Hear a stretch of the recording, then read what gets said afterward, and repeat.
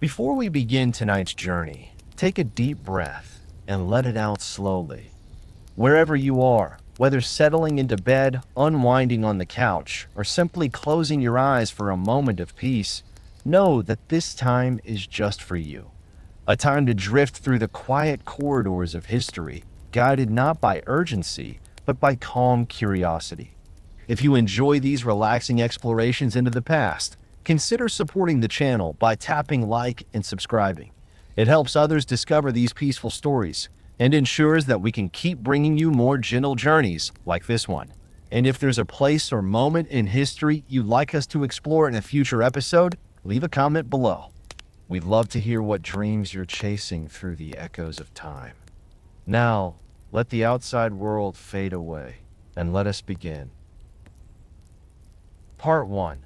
What makes a great army? It is late evening now. The world outside has quieted. The wind has settled its restless wandering, and the glow of the sky has given way to the hush of starlight. If you close your eyes, you might hear the faint sound of a distant march, the slow echo of feet upon packed earth, the clink of armor, the soft flutter of a standard in the wind. Tonight, we are going to walk a long path, not in haste, but in thought. And in that reflection, we will ask a question that echoes through time. What makes an army great? For as long as humanity has recorded its deeds in clay, parchment, and stone, the rise and fall of armies have shaped the course of civilizations. From sun-drenched deserts to snow-laced steppes, from the thick forests of Europe to the open plains of Asia, warriors have gathered in ranks, drawn up plans, marched under banners, and fought for causes large and small. But not all armies are alike. Not all were forged for conquest, or survival, or defense. Some were built upon iron discipline, others upon ingenuity. Some leaned on sheer numbers. Others trusted in the brilliance of a single mind, or the loyalty of a tightly bound brotherhood. Some armies rose in splendor, only to collapse with the death of a king. Others endured, reshaping themselves across centuries, outliving empires and ideologies alike. So, when we ask what makes an army great, we are not looking only at victories. We are not measuring greatness by blood spilled or cities razed. We are seeking something more complex, a quiet strength, a brilliance of design, an enduring legacy. And that is why, over the nights to come, we will walk slowly through the history of the world's most legendary armies. We will linger with the Spartans in the shadows of Thermopylae. We will stand beside Roman legionaries beneath the burning sun of Gaul. We will ride with Mongol horsemen across frozen rivers. We will trace the flight of arrows from longbows and composite bows alike. And all along the way, we will ask, what made this army work? What made it last? What made it feared, respected, or remembered? But tonight we begin with a softer kind of exploration, one of the mind and heart. We begin by examining the roots of military greatness itself. Let us begin then, not with soldiers, but with the soil from which they rise. An army does not exist in a vacuum. It emerges from the society that forms it, from the values it holds, the terrain it must defend, the enemies it must face. The first measure of an army's strength, then, is not its swords or chariots or formations. It is its people. What are they fighting for? A king? A god? A way of life? Do they go to battle as citizens defending their homeland, or as conscripts pressed into service? Do they trust their leaders? Do they believe in their cause? When we speak of the Spartan army, for example, we must begin with Sparta itself, a society built on discipline, self-denial, and collective strength. From childhood, Spartan boys were trained for war. Their lives were stripped down to the essentials of survival and combat. They were not merely part of the army, they were the army. In contrast, the Roman legions emerged from a republic, then an empire, that prized order, engineering, and the rule of law. Roman soldiers came from all across the known world, bound together not by ethnicity, but by structure, citizenship, and reward. The first step to understanding a great army then, is to understand the world that gave it life. The next measure lies in training and discipline. Many battles throughout history have turned not on numbers or weapons, but on the ability of soldiers to remain calm and coordinated when chaos erupts. A disciplined formation can hold the line when lesser forces break. The Macedonian phalanx, with its long sarissas and tightly packed files, was nearly unstoppable in the hands of soldiers drilled to move as one. Roman maniples allowed for flexible responses, segmenting their legions into semi-independent units that could adapt to the terrain and the moment. In contrast, vast armies like those of the Persian Empire relied on diversity and numbers, pulling together warriors from many lands, each with their own weapons, languages, and customs. Such armies could be breathtakingly large and visually stunning, but they sometimes lacked the cohesion that smaller, more uniformly trained forces possessed. Still, discipline alone is not enough. A great army also requires innovation, the ability to think beyond tradition, to solve problems on the battlefield in new ways. Consider the Chinese armies of the Warring States period, where crossbows and organized ranks gave early shape to what we might now call modern warfare. Or the Mongols, who harnessed the power of the horse and the bow to strike with unmatched speed, adapting to new enemies and new climates with astonishing swiftness. A great army often carries within it the seeds of an engineer's mind. The Roman legions built roads and bridges as they marched. Siege engines rolled behind them. Camps were laid out with mathematical precision. The tools of victory were as important as the men who bore them. But even an innovative, well-trained army needs leadership. It needs the kind of vision that can hold a force together under pressure, and the kind of instinct that can change the course of a campaign with a single command. Leadership is the heartbeat of an army. Without it, confusion reigns. With it, even a smaller force can become formidable. Alexander the Great did not invent the phalanx, but he used it like a master painter uses a brush. He understood when to strike, when to feint, when to pursue, and when to pull back. His presence on the battlefield lifted morale and steadied nerves. Likewise, commanders like Julius Caesar and Khalid ibn al-Walid inspired devotion through their boldness, clarity, and personal courage. We must also consider adaptability. A great army does not crumble when it meets a new kind of foe. It learns. It changes. It evolves.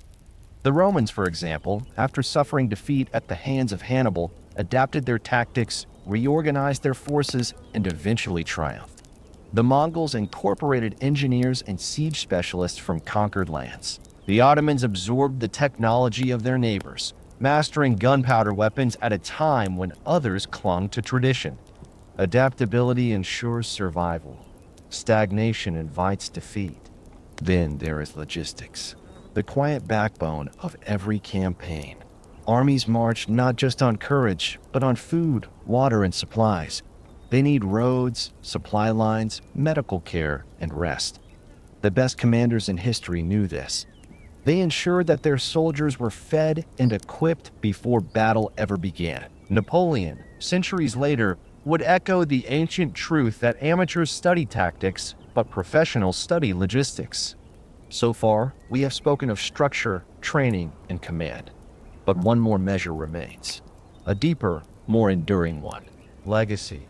A great army leaves its imprint on the world. It changes how wars are fought. It reshapes borders, but also minds. The Roman legions did more than conquer. They carried roads, language, and laws into the lands they entered. The samurai of Japan embodied a code of ethics and discipline that still captivates the imagination. The Mongol horde connected east and west, setting in motion waves of cultural and commercial exchange that would ripple through centuries. Some armies vanished when their leaders died. Others became institutions, their methods copied, their banners remembered.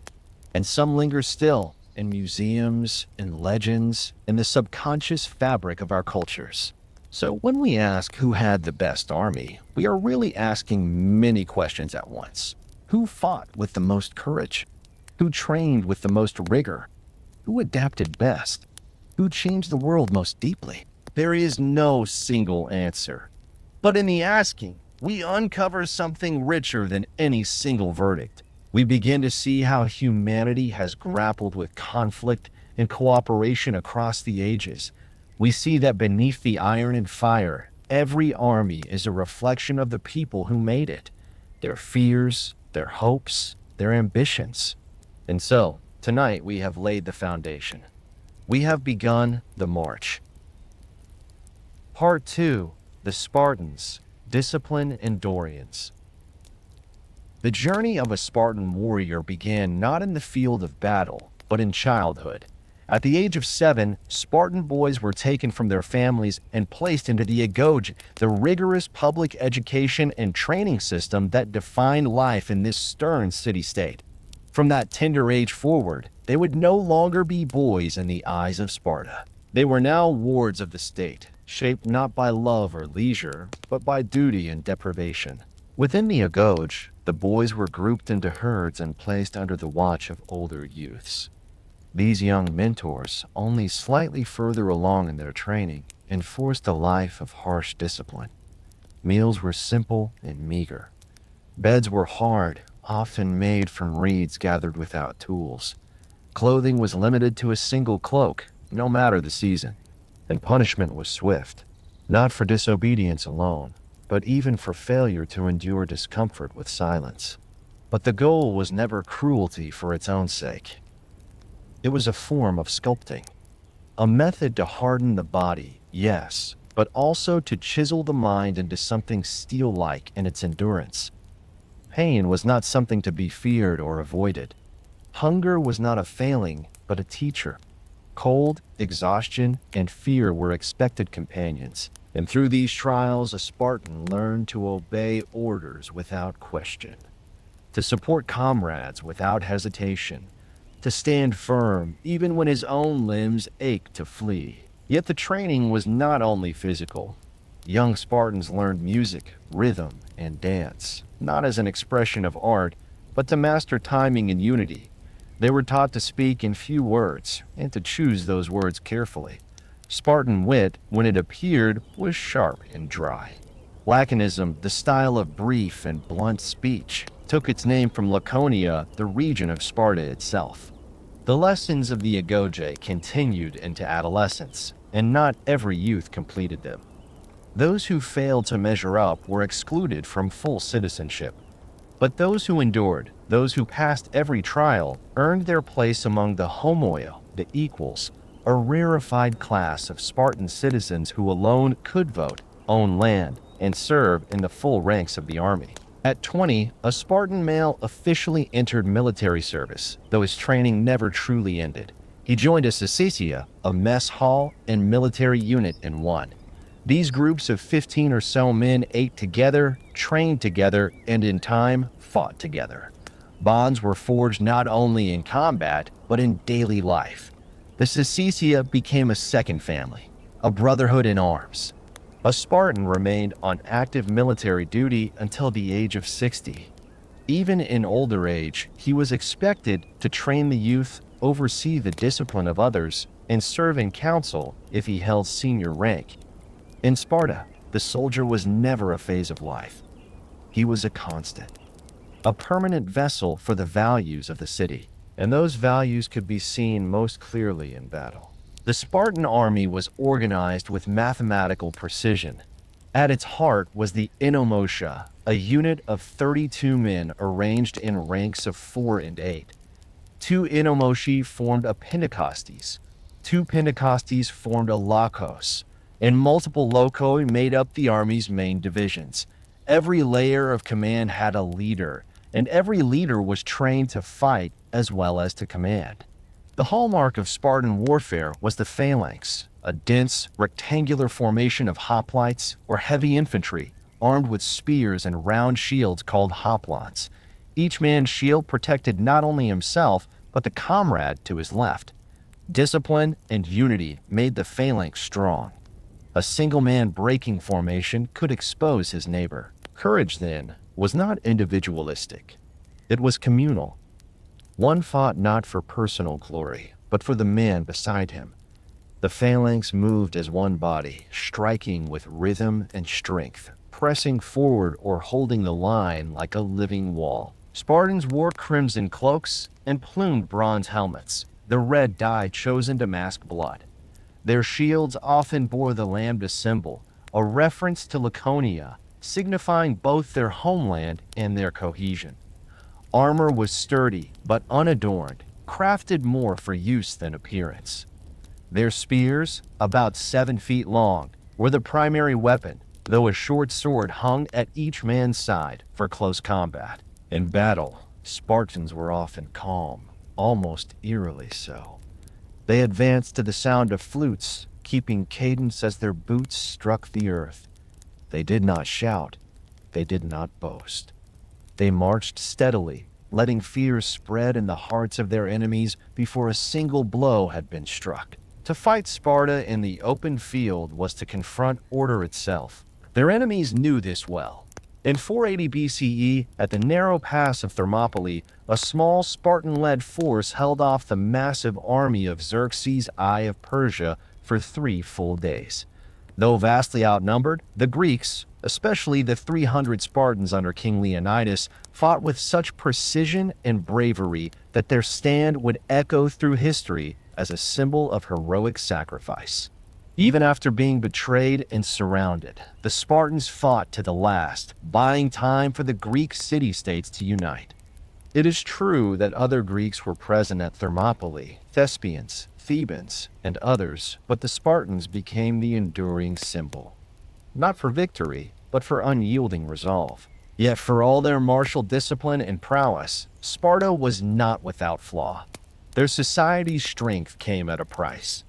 The Helots, the enslaved population who worked the fields and served the citizen soldiers, lived under constant oppression. They were harshly treated, watched with suspicion, and sometimes even culled in secret during ritualized violence meant to intimidate and suppress them. Sparta's rigid system allowed for little flexibility. Innovation was rare. Art and philosophy were minimal. Sparta did not build a naval empire like Athens, nor did it engage in wide-scale colonization. It focused inward. It held its walls with men, not stones. In the short term, this brought strength. But over centuries, it proved brittle. As other city-states evolved, Sparta remained the same. Its citizen population shrank, partly due to its strict inheritance and birth laws, and partly due to the costs of constant military readiness. By the time of the Roman conquest of Greece, Sparta was no longer the dominant force it once had been. Its armies remained proud, but they no longer shaped the fate of nations. Still, the legacy of the Spartan army lingers. In the popular imagination, they are remembered for their fearlessness, their unity, and their sacrifice. In military academies and books, their discipline remains a subject of study. In the quiet corners of philosophy, their way of life sparks debate, a meditation on the balance between strength and humanity. To ask what made the Spartan army great is to reflect on more than tactics. It is to ask what a society is willing to give up in order to survive, what it values, what it fears, and what it becomes in the process. They were not poets. They were not merchants. They were not builders of vast cities or seafarers of the wine-dark sea. They were warriors. And for a time, perhaps longer than most, they held their place as the hardest shield in Greece. Firm, relentless, silent. As we leave the mountains of Laconia behind and move forward in our journey, we will carry with us the echo of their boots, the flash of bronze under the sun, and the quiet discipline that made them both feared and admired. Next, we turn our gaze to another force of legend, a different kind of army, one not built upon austerity, but upon conquest and vision, the Macedonian phalanx, the army of Alexander. Part 3, the Macedonians, Phalanx, and Conquest. The early morning mist hangs over the hills of northern Greece. The air is cool, the sky pale with the first light of dawn. It is quiet now, but long ago this land trembled with the marching of boots and the low thunder of hooves. Here, in Macedonia, a new kind of army was born, not forged in isolation like the Spartans, nor shaped by centuries of civic tradition like the Romans, who would one day rise. The Macedonian army grew from ambition and reform, guided by a father's vision and carried forward by a son's unrelenting fire. Before the world knew of Alexander, it knew Philip. Philip II of Macedon was a man of foresight and calculation. When he came to power in 359 BCE, Macedonia was seen as a backwater by the southern Greek city-states. Its nobles squabbled. Its people were hardy but disorganized. Its army was outdated and lightly equipped. Athens and Thebes did not fear Macedonia. They barely respected it. But Philip had spent part of his youth as a hostage in Thebes. There, he had watched and listened, absorbing the tactics of Epaminondas and the structure of the Theban phalanx. When he returned home, he brought more than memories. He brought ideas, and he had the will to transform them into steel. His first step was to unify his kingdom, subduing rebellious tribes and bringing the nobles to heel. Then he turned his gaze to the army. He reshaped it from the ground up. He armed his infantry with a new weapon, the sarissa, a long pike twice the length of a traditional Greek spear. Some reached 18 feet or more. These spears demanded strength and training to wield, but they gave Philip's infantry a decisive reach advantage over their enemies. A wall of bristling sarissas could halt a cavalry charge or break an advancing phalanx. When arranged in deep files, the formation became a moving fortress of points and shields, nearly impenetrable from the front. But weapons were only part of the reform. Philip reorganized the army into professional units with regular pay and standardized equipment. Soldiers drilled constantly. They learned to maneuver on varied terrain, to march in silence, to respond to trumpet calls and flags. Officers were promoted based on merit and loyalty, not birth. The phalanx was the army's anchor, but Philip also built a strong core of heavy cavalry, archers, engineers, and light infantry. By the time his reforms were complete, Macedonia no longer fielded a militia. It commanded a war machine. Philip used it skillfully. One by one, he subdued his neighbors. He crushed the Illyrians to the northwest, pushed into Thessaly, and maneuvered around the politics of the south. Through both diplomacy and force, he brought most of Greece under Macedonian control. At the Battle of Chaeronea in 338 BCE, his army defeated a combined force of Athenians and Thebans, securing Macedon's dominance. His dream was not to stop there. He looked east toward Persia. The great empire that had once invaded Greece now stood vulnerable. Its vastness made it slow, its leadership fractured. Philip planned a campaign across Asia, one that would avenge the past and establish a new world under Macedonian rule. But he would not live to see it. In 336 BCE, Philip was assassinated. His son, Alexander, only 20 years old, inherited the throne. Many doubted he would hold it. Macedonian politics were treacherous, and enemies gathered quickly. But Alexander, even at so young an age, had been raised in the shadow of ambition. Tutored by Aristotle, trained in arms by his father's generals, he was ready, and he moved with breathtaking speed. First, he crushed internal dissent. Then he led swift campaigns into Thrace and Illyria to the north, securing his borders. When Thebes rebelled, he destroyed the city, making an example of its defiance. The rest of Greece fell silent. With his back secured, Alexander turned east, toward the great empire his father had never reached. The campaign against Persia was not merely a march.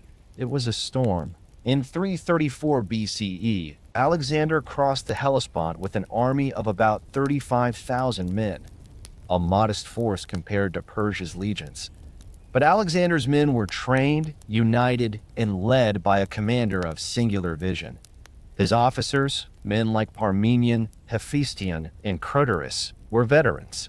His cavalry, known as the Companion Cavalry, formed a spear point that could break even the strongest lines. At the Battle of the Granicus River, Alexander faced a Persian satrap's army. He charged across the river with his cavalry, defying military convention, and routed the enemy. From there, he marched through Asia Minor, taking city after city. Some resisted, others surrendered.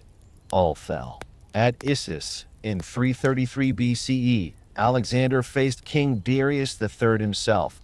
The Persian army may have numbered in the hundreds of thousands. Alexander's was smaller, perhaps 40,000 strong. But terrain, tactics, and morale favored the Macedonians.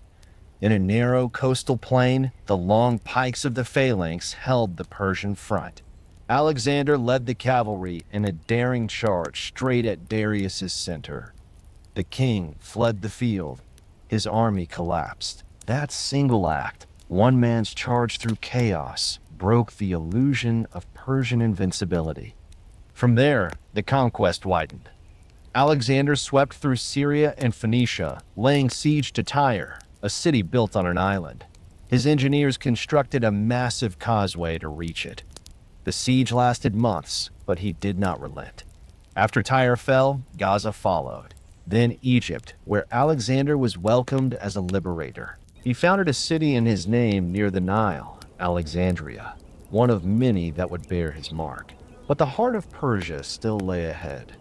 In 331 BCE, at the plain of Gaugamela, Alexander faced Darius one final time. The Persian army, again vast and well-equipped, had prepared the ground with traps and scythed chariots. Alexander studied the field carefully. He waited. He maneuvered. And when the moment came, he struck at the gap in the Persian line, once more leading from the front.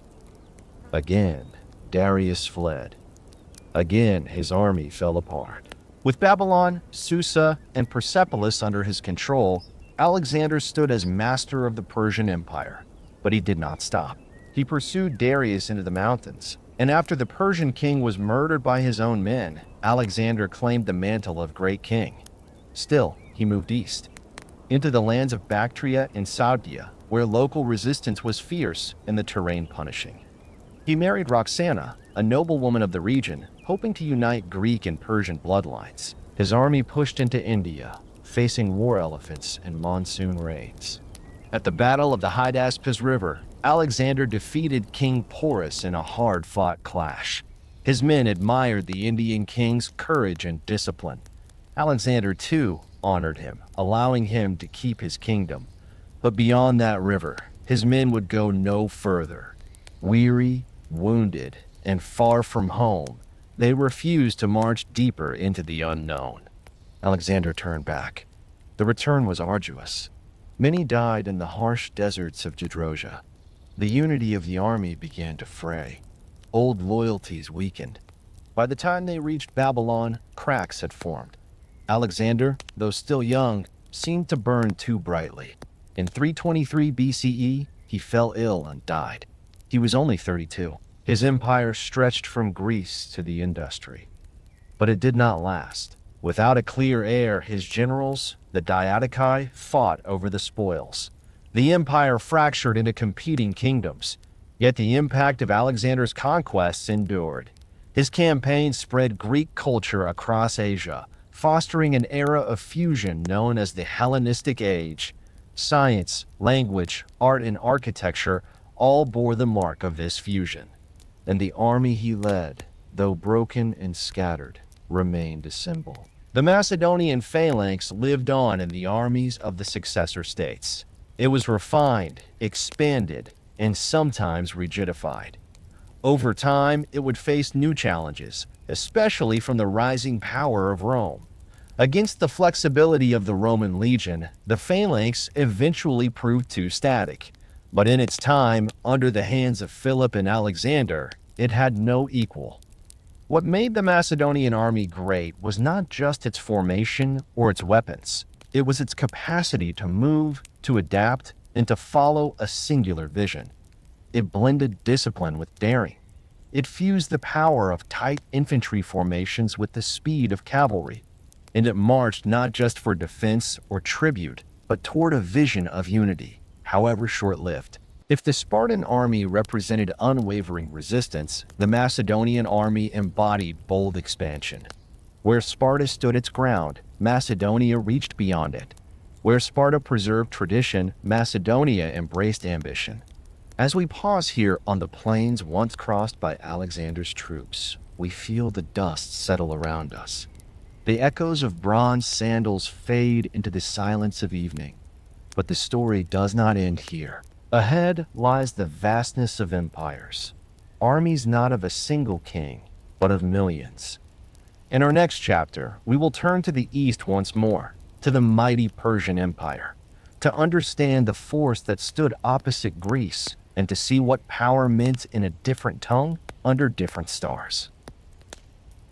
Part 4. The Persians' Multinational Might. The desert does not speak loudly. Its voice comes through the wind, brushing across dunes that rise and fall like sleeping giants.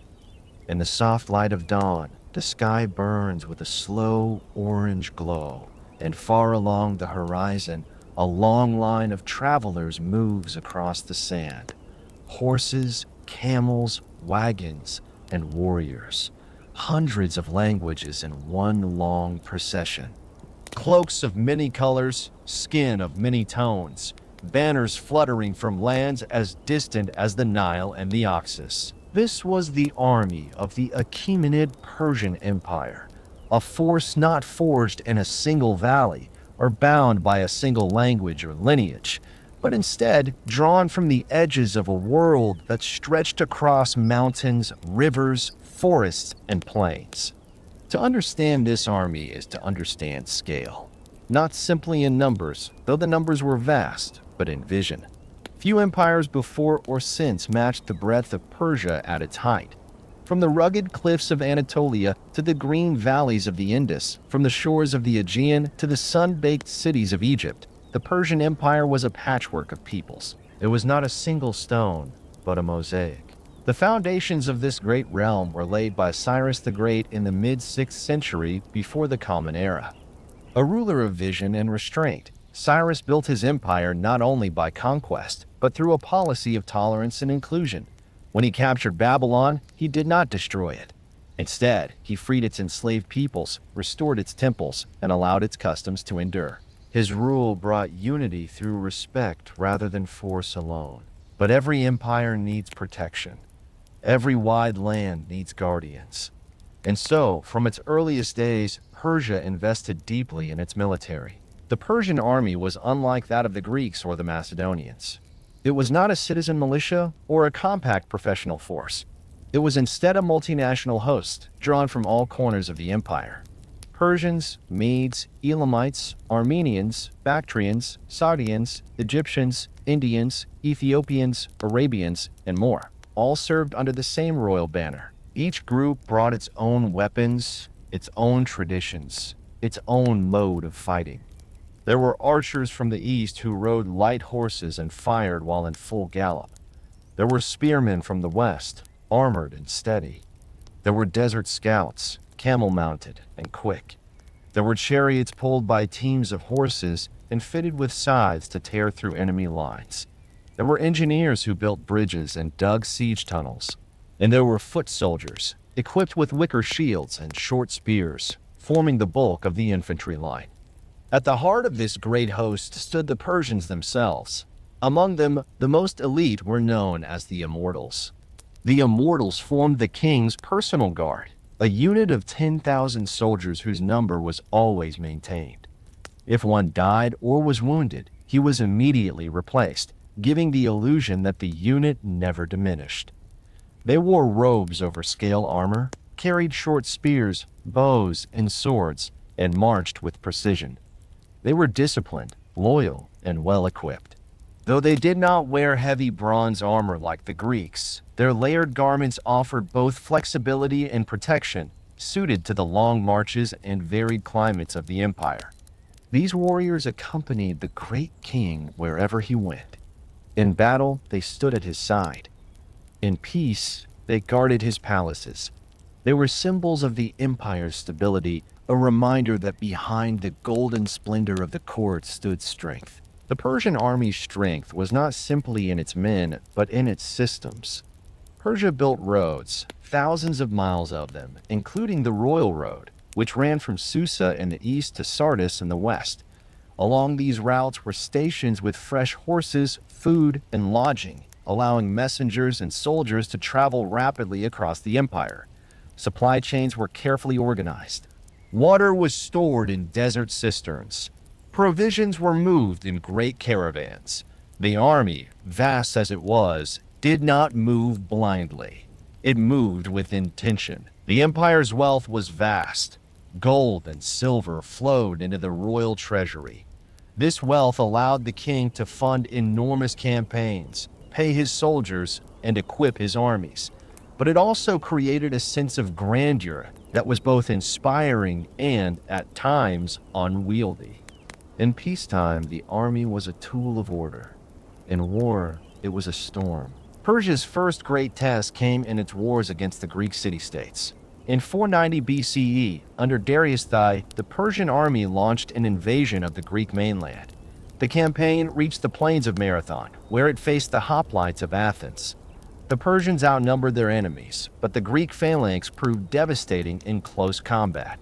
The Persians, more accustomed to lighter skirmishes and missile exchanges, could not break the Greek line.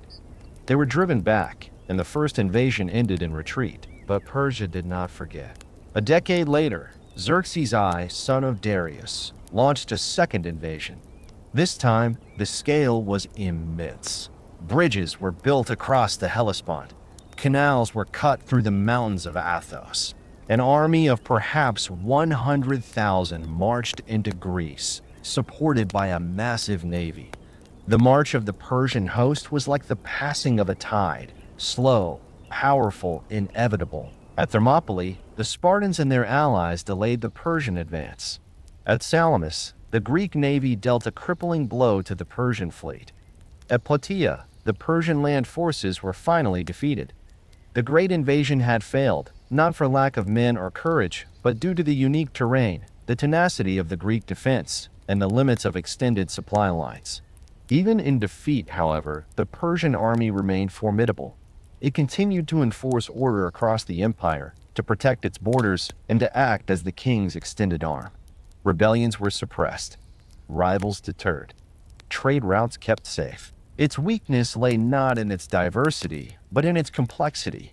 The very trait that made the Persian army magnificent, its blend of many peoples, also made it difficult to manage in rapid battlefield conditions.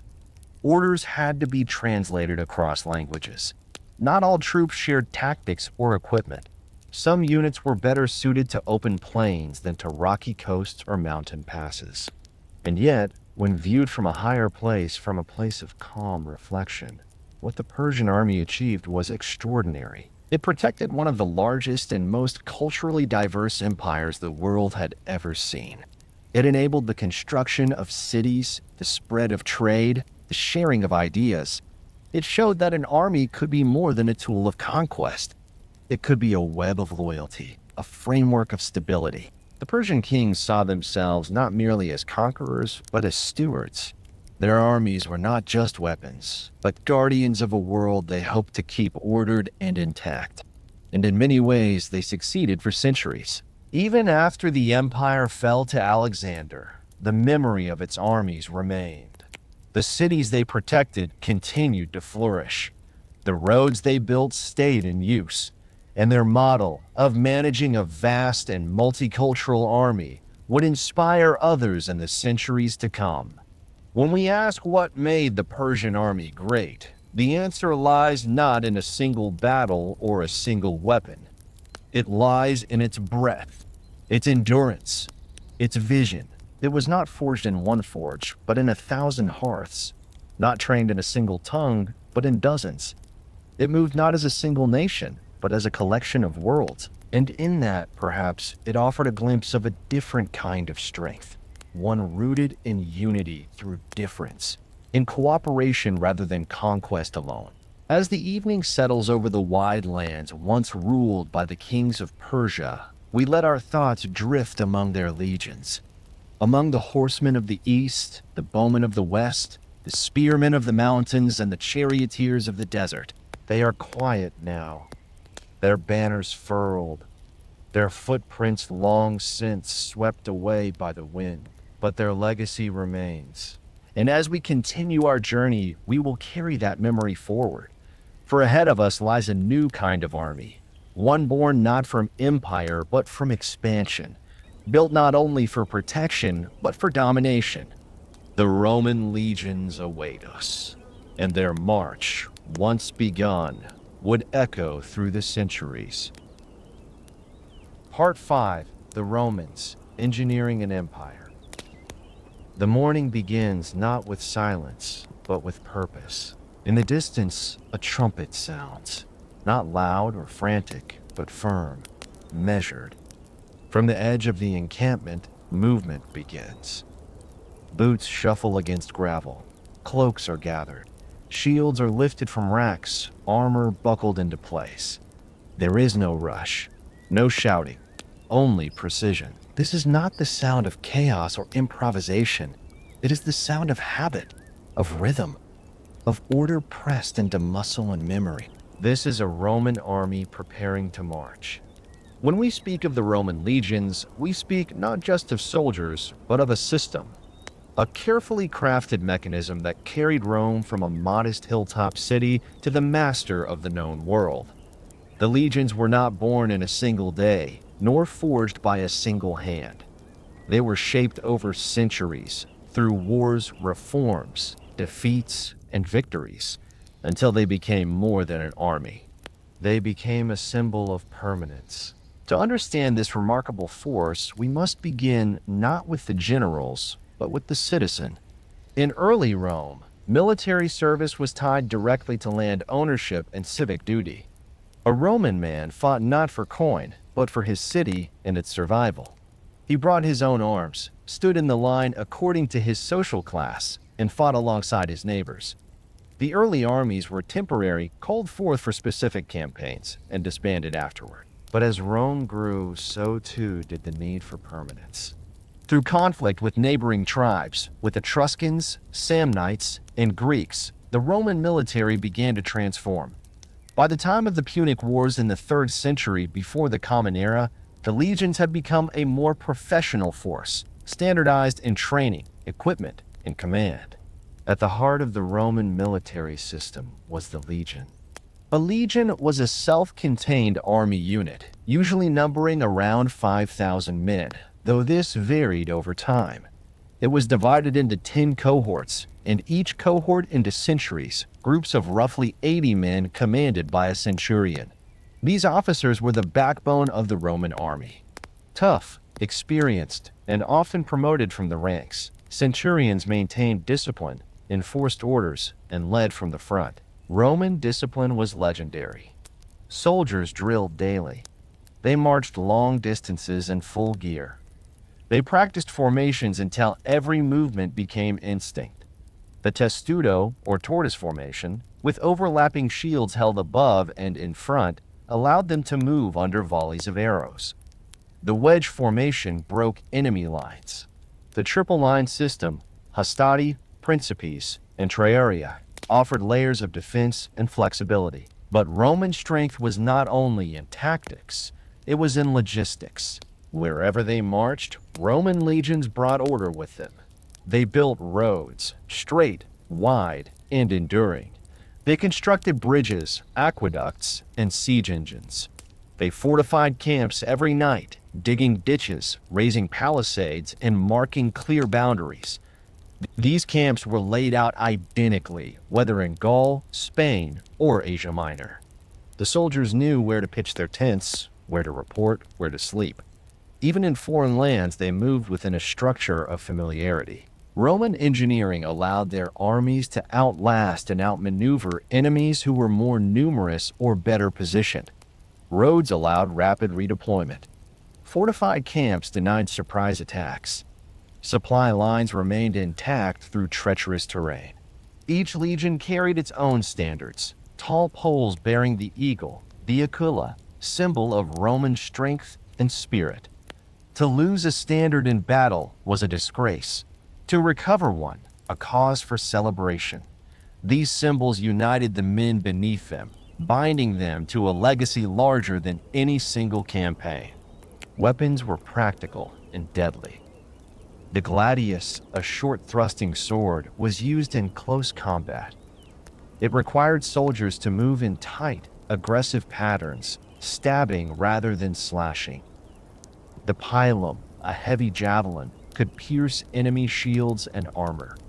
Upon impact, its shaft bent, preventing the enemy from throwing it back. Armor varied, but over time became increasingly standardized.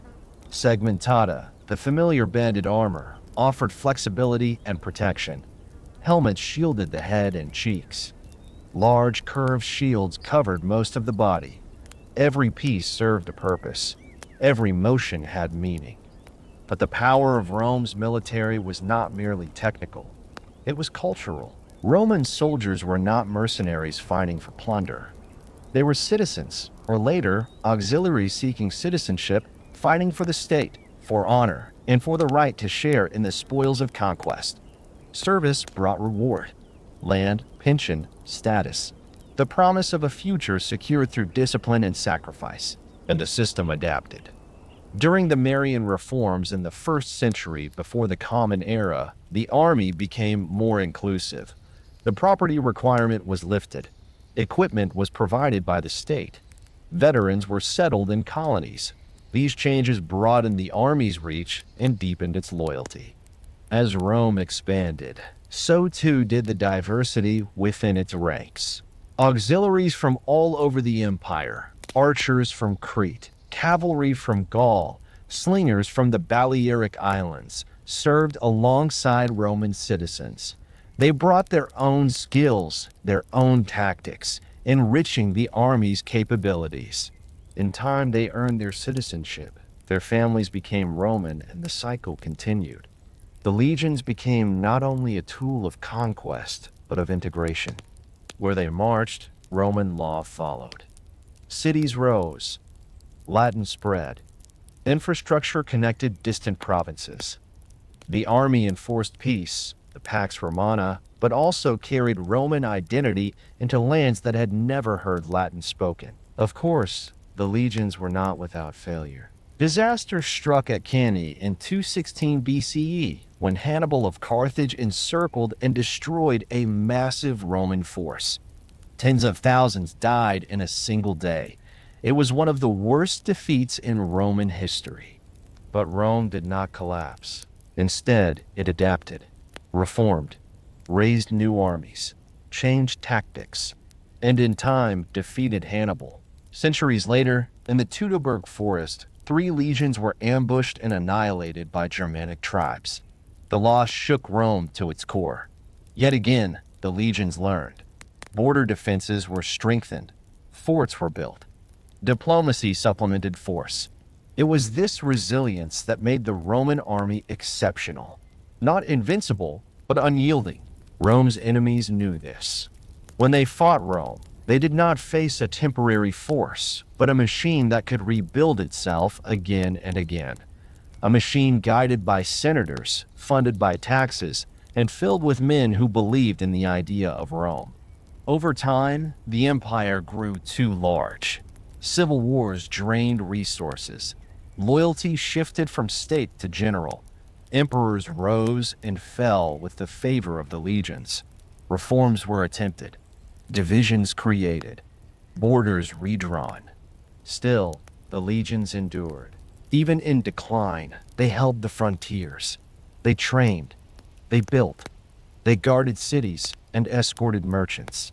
They remained a symbol of Rome's long reach, even as that reach slowly receded. And in the end, though the Western Roman Empire would fall in the 5th century, the idea of the Roman legion outlived it. Its organization influenced medieval armies.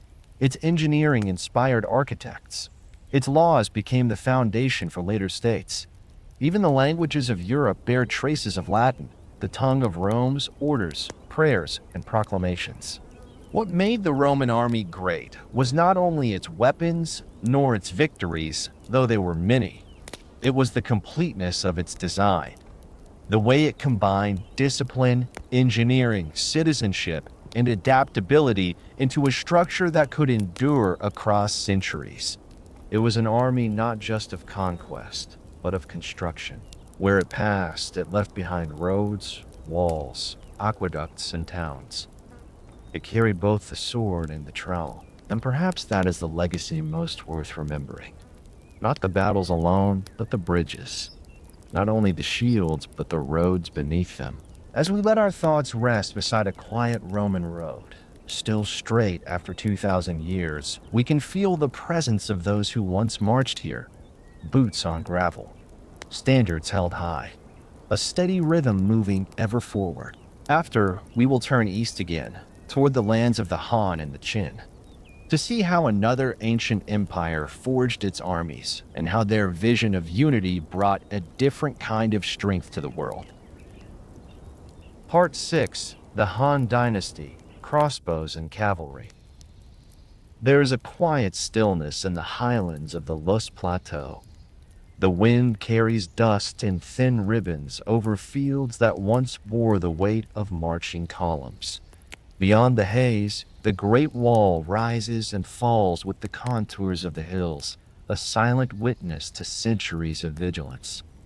Farther south, the Yellow River flows with slow insistence, winding past villages, forts, and ancient capitals. This is the heartland of the Han, a place where power was once measured not only in wealth or wisdom, but in preparation, in unity, in the disciplined rhythm of men who bore the weight of empire across mountains and steppe. The Han Dynasty was one of the longest and most influential in Chinese history, lasting, with brief interruption, from 206 BCE to 220 CE. It laid the foundation for Chinese identity, governance, philosophy, and expansion. It followed the short but transformative rule of the Qin and built upon their centralized state. But unlike the harshness of Qin legalism, the Han Dynasty blended structure with Confucian ideals.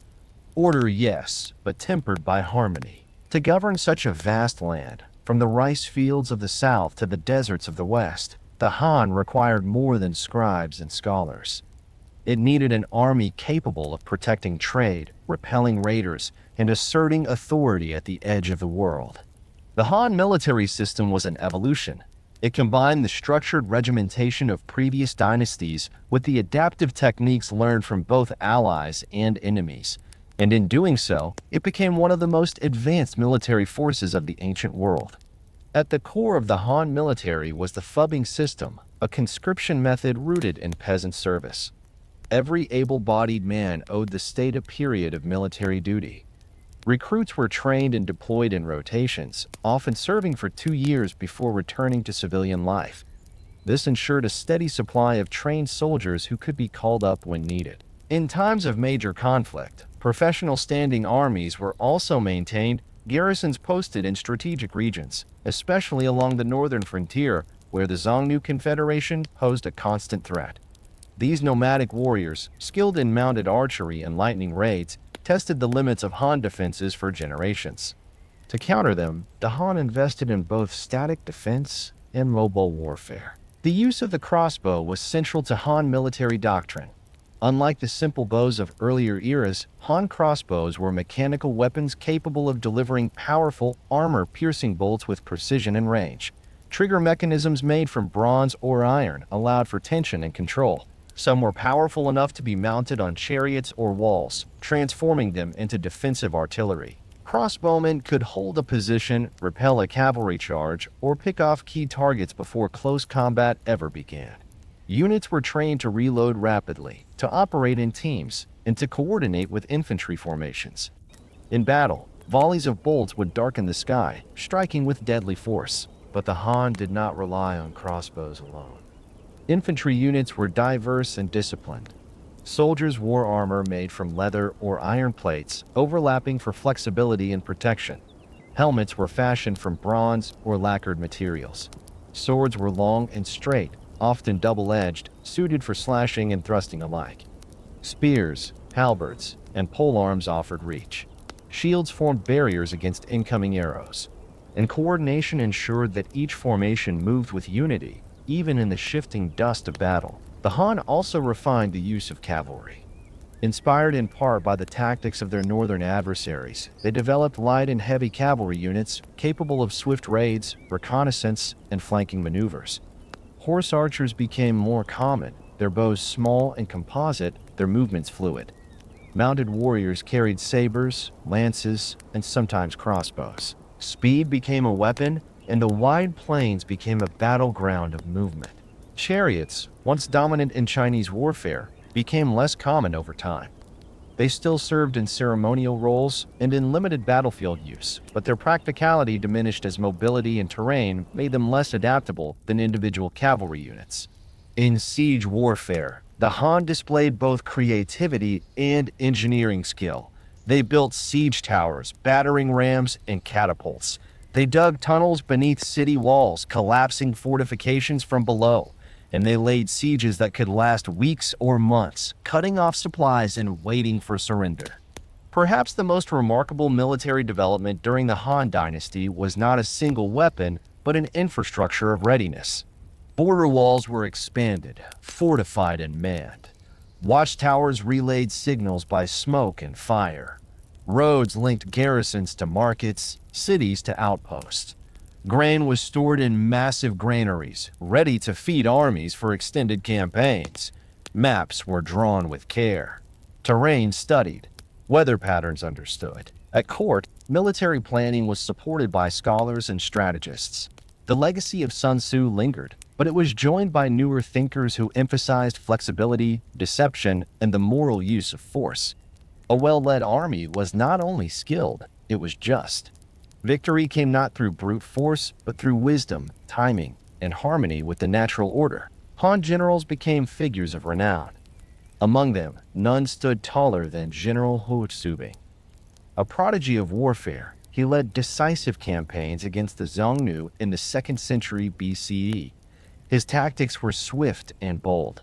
He struck deep into enemy territory, defeated multiple leaders, and returned to great acclaim.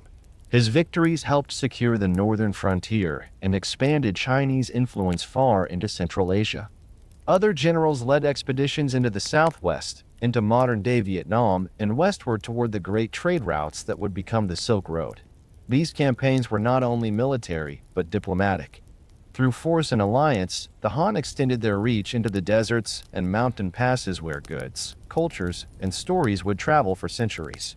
The Silk Road, though named later, was more than a trade route. It was a corridor of connection, and it was protected by the Han military through garrisons, patrols, and treaties. Merchants felt safe under the Han banner. Caravans passed from China to Parthia, from Persia to Rome. Along the way, the soldiers watched, guarded, and made the world just a little more stable, even as external threats were met with force. Internal security was maintained through patrols and law. The empire was vast. Communication was slow. Rebellions and banditry were always a risk. The army, therefore, was not only an instrument of expansion, but of balance. By the 1st century of the Common Era, the Han military had become one of the most sophisticated forces on Earth. Its methods combined ancient Chinese tradition with adaptation to nomadic threats. It stood not as a single monolith, but as a flexible network of men, strategies, and technologies. Its downfall, when it came, was not due to a single battle. Like so many empires, the Han began to fracture from within. Corruption at court, natural disasters, economic strain, and regional uprisings all played their part. The loyalty of generals began to shift. The central authority weakened. Warlords rose. And slowly, the harmony that once held the empire together gave way to division. By 220 CE, the Han dynasty officially ended. The empire splintered into 3 rival kingdoms, and the age of unified rule was over for a time. Yet the memory of the Han lingered. It lingered in the roads they built, the maps they drew, the watchtowers still standing on northern ridges. It lived on in stories, in rituals, in the very word Han, which would come to define Chinese identity itself. And the army that had defended that identity for 4 centuries left a legacy of quiet strength. Not the fanfare of glory, nor the roar of conquest, but the measured cadence of a force that stood its ground, moved with purpose, and endured. What made the Han army great was not only its weapons, nor its walls. It was the way it held the edges of the world in balance, the way it supported both the emperor's will and the merchant's hope, the way it adapted to the winds of the steppe and the stones of the mountain pass. It was not always triumphant, but it was always prepared. As we let our thoughts settle among the empty roads once walked by Han patrols, we may hear again the low hum of wooden wheels, the thud of hoofbeats, the soft snap of a bowstring pulled back in readiness. The sound fades now. In the next part of our journey, we will turn toward another ancient power, one whose armies marched under elephant banners and across jungle rivers, a power that blended strategy and symbolism, spirituality and strength. We will step quietly into the world of the Mauryan Empire. Part 7. The Mauryans, Elephants and Strategy. Morning comes slowly over the Indian subcontinent. The heat has not yet risen, and the air remains heavy with the scent of soil and dew. Birds stir in the forest canopy. Palm leaves catch the first light as it filters through the haze. Somewhere in the distance, the deep horn of a conch echoes through the trees, and along a quiet path cut into the land, a column of soldiers begins to move. Their formation is broad and patient. At its edges are archers and spearmen. Toward the center march heavily armored warriors, their shields high, their gaze steady. And behind them come the elephants, tall, deliberate, adorned in cloth and bronze. They sway as they walk, each step like a slow drumbeat against the earth. This was the military of the Mauryan Empire. Vast, varied, and unlike any other in its time. To understand its power is to step back into a world of shifting kingdoms and rising empires, where strategy was not only a matter of weapons, but of minds. The Mauryan Empire emerged in the 4th century before the Common Era, in the wake of Alexander's eastern campaigns. His armies had reached the edge of the Indian subcontinent, but withdrew before they could take its heart. In the vacuum that followed, a man named Chandragupta Maurya rose to power. With the guidance of his advisor, the philosopher and strategist Chanakya, he built one of the largest empires ever seen on the Indian subcontinent. From his capital at Pataliputra, modern-day Patna, Chandragupta ruled over a land that stretched from the Himalayas in the north to the Deccan Plateau in the south, and from the Indus River in the west to the Bay of Bengal in the east. It was an empire of rivers and forests, cities and villages, deserts and jungles. And to hold it together, he needed an army unlike any that had come before. The Mauryan military was organized, disciplined, and complex. It drew upon long traditions of Indian warfare while introducing innovations in strategy, administration, and logistics.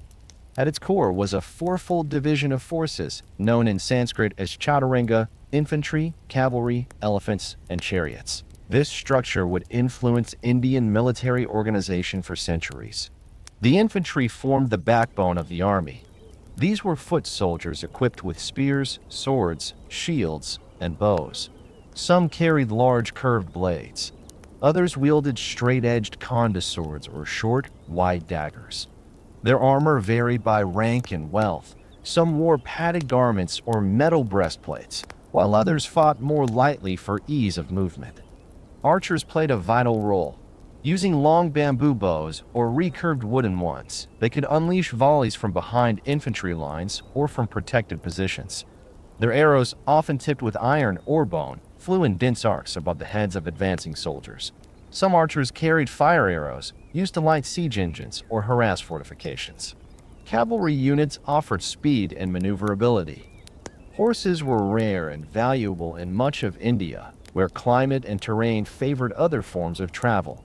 Yet the Mauryans maintained large stables and bred horses from Central Asian stock when possible. Cavalrymen carried lances, bows, or curved swords. Their role was to scout, harass, and flank. They moved quickly across open terrain and disrupted enemy formations when gaps appeared. But the most iconic feature of the Mauryan army was its war elephants. These were not symbols of ceremony alone. They were instruments of war. Each elephant carried a mahout, its handler, and a howdah, a fortified platform on its back that held one or more soldiers. Some elephants were armored with chainmail or leather coverings. Their tusks were tipped with blades or metal caps. In battle, they moved slowly but steadily, crashing through enemy lines, spreading fear and confusion. Against poorly disciplined troops, the presence of elephants could break morale before contact was even made. Against cavalry, their bulk disrupted charges. Against infantry, they crushed and scattered. And even when halted, they served as mobile towers, giving archers a raised platform from which to fire. Of course, elephants were not invincible. They could panic. They could be turned against their own lines if startled or wounded. But when trained and well-directed, they were a force of unmatched presence on the battlefield. Chariots, while declining in prominence by this period, still played ceremonial and limited tactical roles. Often drawn by 2 or 4 horses, chariots were used for mobility, status, and ranged attacks. In certain terrains, they could be effective in skirmishes or open field maneuvers. But in the dense forests and uneven ground of the subcontinent, their utility was limited compared to infantry and elephants. The strength of the Mauryan military lay not just in numbers, but in organization. The empire maintained a detailed bureaucratic structure to support its armies. Officials oversaw recruitment, training, provisioning, and deployment. Storehouses were stocked with grain and weapons. Roads connected major cities and military outposts. Messengers and scouts traveled quickly across provinces, relaying orders and intelligence. The Arthashastra, a treatise attributed to Chanakya, outlines the principles of statecraft, warfare, and economics. It describes a world in which power must be planned, where armies are tools of both war and deterrence. It emphasizes the use of spies, alliances, and careful preparation. War in this philosophy was not to be entered lightly, but when necessary, it was to be conducted decisively. Mauryan kings were expected to lead not only by decree, but by example. Chandragupta himself marched with his armies and is believed to have fought in the campaigns that united the north of India under his rule. His successors continued this tradition. Under Bindusara, the empire expanded further south. But it was under Ashoka the Great, the third Mauryan emperor, that the military reached both its greatest height and its most profound transformation. Ashoka began his reign with ambition. He launched a massive campaign against the eastern kingdom of Kalinga. The war was brutal. The Kalingan people resisted fiercely, and though Ashoka's army eventually prevailed, the cost was staggering. Ancient inscriptions describe tens of thousands killed, wounded, or displaced. The aftermath of that war changed Ashoka. He renounced violence as a means of rule and embraced the teachings of the Buddha. He pledged to govern with compassion, justice, and peace. Though the army remained intact, its use shifted. Ashoka preferred diplomacy to expansion, and he sent envoys and missionaries to neighboring lands instead of soldiers. Yet, even in peace, the army had a role. It guarded borders, maintained order, and ensured the safety of roads and travelers. It became a symbol of stability, not aggression. This dual legacy of power and restraint defined the Mauryan army in its later years. It was strong enough to conquer and wise enough to hold back. The empire would eventually decline, as all do. After Ashoka's death, regional powers reasserted themselves. Successors failed to maintain the central authority. Provinces drifted.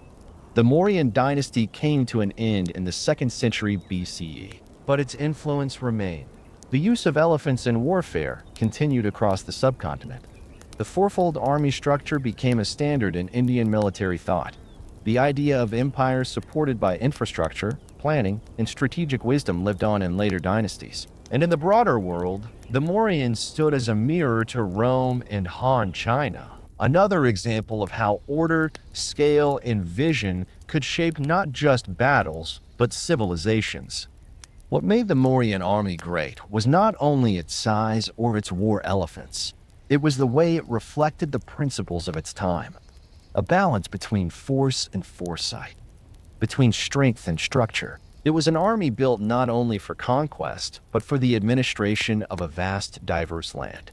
It carried the weight of an empire that believed in systems, in philosophy, and in the power of discipline. As the sun sets over the forests and river valleys once guarded by Mauryan soldiers, the elephants rest, their ears twitching in the warm evening air. The soldiers lay down their spears and remove their armor.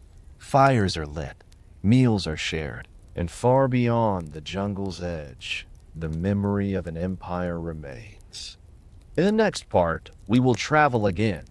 We will rise with the horsemen of the steppes, ride beneath the endless sky, and feel the thunder of hooves that once shook the world. Part 8: The Mongols, Speed and Shock. Dawn begins on the wide grasslands of the Central Asian steppe. The sky stretches unbroken from horizon to horizon, pale and endless above the rolling plains. The wind moves through the tall grass in soft waves, whispering stories carried across centuries. And somewhere beneath that sky, the quiet sound of hooves begins to rise. At first, it is faint, a distant murmur of motion, but it grows steadily. Within moments, it becomes the thrum of thousands. Horses galloping across open earth, their riders balanced, their eyes steady, their bows already drawn. This was the sound that once signaled the approach of the Mongol army. It arrived not as a slow march or a clattering of armor, but as a sudden rush, swift, precise, and overwhelming. Where other armies prepared for war with banners and proclamations, the Mongols moved like a storm. To understand their greatness is not to marvel at size or grandeur. It is to look closely at structure, movement, and unity. It is to understand how a people from the fringes of settled civilization built the largest contiguous land empire in human history, and did so not with towering walls or massive infantry formations, but with horses, arrows, and discipline. The Mongols were a nomadic people. For centuries, they lived in clans and small tribes scattered across the steppes of what is now Mongolia. Life on the steppe was harsh. Winters were long, the land unforgiving. But it was also open, mobile, and free. Survival required resilience, independence, and close cooperation among kin. Boys learned to ride horses before they could walk with confidence. They hunted from horseback, drew bows while galloping, and tracked herds across great distances. The skills of war and life were one and the same. And in this crucible of wind and movement, a different kind of warrior was born. In the early 13th century, a man named Temujin rose to power among the Mongol tribes. Through a mix of alliances, victories, and careful strategy, he united the once fractured clans under a single banner. He was given a new title, Genghis Khan, meaning universal ruler. With that title came a new ambition. Not simply to rule the steppe, but to reshape the world beyond it. The army he built was not the largest of its time, but it was among the most disciplined and flexible ever seen. At its core was the Tumen, a unit of 10,000 soldiers. Each Tumen was divided into smaller groups of 1,000, 100, and 10. Every soldier belonged to a unit. Every unit had a leader. Loyalty was to one's comrades, to the group, and ultimately to the Khan. The structure was both military and social. If one man fled in battle, his group could be punished. Success and failure were shared. This fostered unity, trust, and mutual dependence. Mongol warriors rode small but powerful horses, bred for endurance rather than speed. Each man kept multiple mounts, switching between them to avoid exhaustion. This allowed Mongol forces to travel great distances with astonishing speed, sometimes covering 70 miles or more in a single day. Their main weapon was the composite bow. Made from wood, horn, and sinew, it was powerful and compact, designed for use on horseback. Its range and accuracy surpassed most bows of the time. Skilled archers could strike targets while galloping at full speed, loosing arrows with deadly rhythm. Each warrior carried multiple quivers, sometimes hundreds of arrows, and knew how to fight both at range and in close combat. Armor was light, often made of leather or lamellar plates, allowing flexibility and mobility. Warriors carried sabers, lances, and daggers. They wore fur-lined garments, suitable for cold nights on the steppe and long campaigns far from home. But the strength of the Mongol army was not in weapons alone. It was in strategy. Genghis Khan and his generals mastered the art of psychological warfare. They used deception, feigned retreats, and surprise attacks to confuse and break their enemies.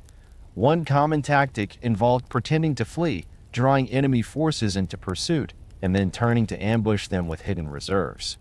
Their use of intelligence was equally advanced. Scouts traveled far ahead of the main force, gathering information about terrain, enemy numbers, and weaknesses. Networks of spies and informants operated in foreign cities. Communication was rapid and reliable. Messages were passed from rider to rider across the vastness of the empire. Logistics, often the weakness of ancient armies, became a Mongol strength. Each warrior was expected to carry his own supplies. Dried meat, milk curds, and fermented mare's milk provided nutrition on the move. Horses grazed as they traveled. Tents, called jairs, could be packed and moved quickly. Armies needed no long supply trains. They lived off the land when necessary, but also planned their campaigns with precision. Cities that resisted were often destroyed. This was not mere cruelty. It was strategy. The Mongols used fear as a weapon, making examples of those who defied them so that others would surrender without a fight. At the same time, cities that submitted were often spared and even integrated. Craftsmen, scholars, and administrators were brought into Mongol service. The empire absorbed not only land, but knowledge. Genghis Khan led campaigns across Central Asia, defeating powerful kingdoms and conquering fortified cities. His sons and grandsons continued the expansion, reaching as far west as Hungary and Poland, as far south as Persia and the Middle East, and east into the heart of China. The siege of Zhengdu, the capital of the Jin dynasty, showed their adaptability. Though the Mongols were steppe warriors, they quickly learned siegecraft. They hired engineers from conquered lands, built catapults and battering rams, and used Chinese and Persian techniques. The city eventually fell, like so many others. The conquest of Khwarezm and Persia began with diplomacy and ended in destruction. After Mongol envoys were murdered, Genghis Khan launched a campaign of retribution. Entire cities were leveled. Yet from this devastation rose an empire of unprecedented scale. At its height, the Mongol Empire stretched from the Pacific Ocean to the borders of Europe. It linked the civilizations of East and West, opening trade routes, sharing technologies, and facilitating cultural exchange. Under Genghis Khan's successors, especially Kublai Khan, the empire's military structure remained effective. Kublai, ruling from China, founded the Yuan dynasty and commanded vast resources. His armies included not only Mongols, but Chinese, Persians, and others. The fourfold division of the empire allowed for local adaptation while maintaining loyalty to the Great Khan. Despite their diversity, the Mongol military maintained its core values: mobility, coordination, and command. What made the Mongol army truly great was not only its speed or strength, but its clarity of purpose. It knew what it was, what it needed, and how to achieve it. It changed when needed. It learned. It adapted. And it moved with intention. Its legacy is complex. The Mongols brought devastation to many regions. Their invasions left scars, but they also brought order where there had been fragmentation. They protected trade routes like the Silk Road, enforced a kind of transcontinental peace, and fostered communication across vast distances. The Pax Mongolica, the Mongol peace, allowed for the movement of goods, people, and ideas on a scale rarely seen before or since. East Asian innovations reached Europe. Islamic science and mathematics reached China. Cultures that had once known little of each other now met and mingled, and behind it all stood the army, not only as conquerors, but as enforcers of order. Eventually, the empire fragmented. Distance, succession disputes, and local ambitions led to the rise of separate khanates. The unity of the Mongol world faded, but the memory of their army remained. It remains still. When we think of the Mongols, we think of riders on an open plain, the wind behind them, bows in hand. We think of motion and precision, of strategy over brute strength, of loyalty to a code, and a leader who understood how to turn hardship into power. As the grass sways under the early evening wind, and the horses graze in silence, the steppe holds that memory gently. No banners wave, no drums sound, but the legacy lingers like the hush after a storm. After, we will look west once more, to another warrior tradition, to a code of honor, a world of castles and blades, and the silent resolve of the samurai. Part 9. The Samurai, Honor and Precision. In the soft morning haze, a gentle breeze carries the scent of pine and cherry blossoms through the narrow mountain paths of old Japan. Wooden rooftops glisten with dew. A bell rings in the distance, echoing softly across the rice fields below. The world feels still yet watchful. Beneath the calm lies discipline, a presence, the quiet readiness of a warrior's life. This is the world of the samurai. To speak of the samurai is to enter a realm shaped not only by armor and blade, but by duty, philosophy, and restraint. Their legacy reaches far beyond battlefields and castles. It is woven into the spirit of a nation, carried in poetry, calligraphy, and silence. The samurai emerged gradually. Their origins trace back to the Heian period, beginning in the late 8th century, when Japan was still a fragmented landscape of noble courts, rural estates, and local rivalries. As the imperial court in Kyoto grew distant from the provinces, powerful landowners, or daimyo, came to rely on personal guards to protect their territories and enforce their will. These guards, loyal, mounted, and skilled in archery, would evolve into a warrior class. They were called samurai, meaning those who serve. Over time, as central control waned and regional conflicts grew, these warriors gained more influence. By the end of the 12th century, they no longer served the court from a distance. They ruled it.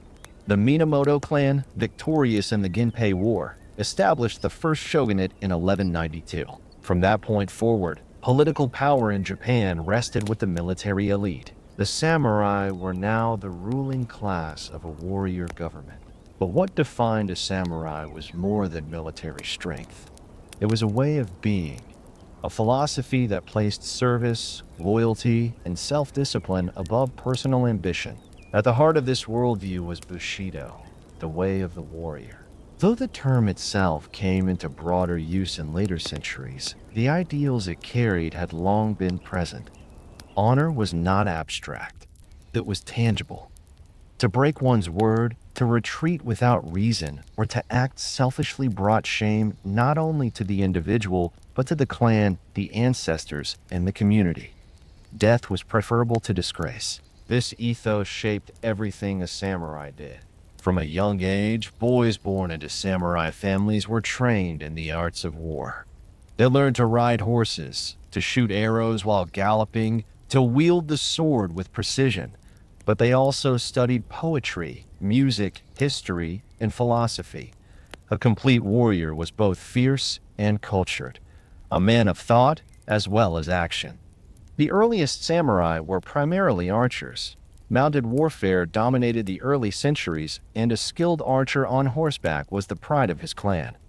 Bows were long and asymmetrical, with the lower limb shorter to allow use on horseback.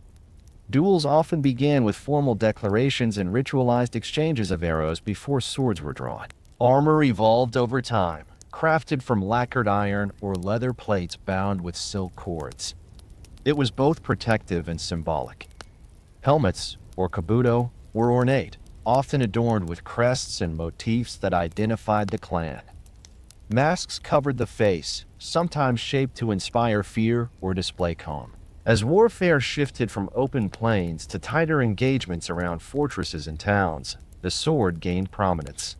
The katana became the soul of the samurai. Curved, single-edged, and forged with meticulous care, the katana was more than a weapon. It was a companion, a symbol of identity. Each blade carried the spirit of its maker and the honor of its wielder.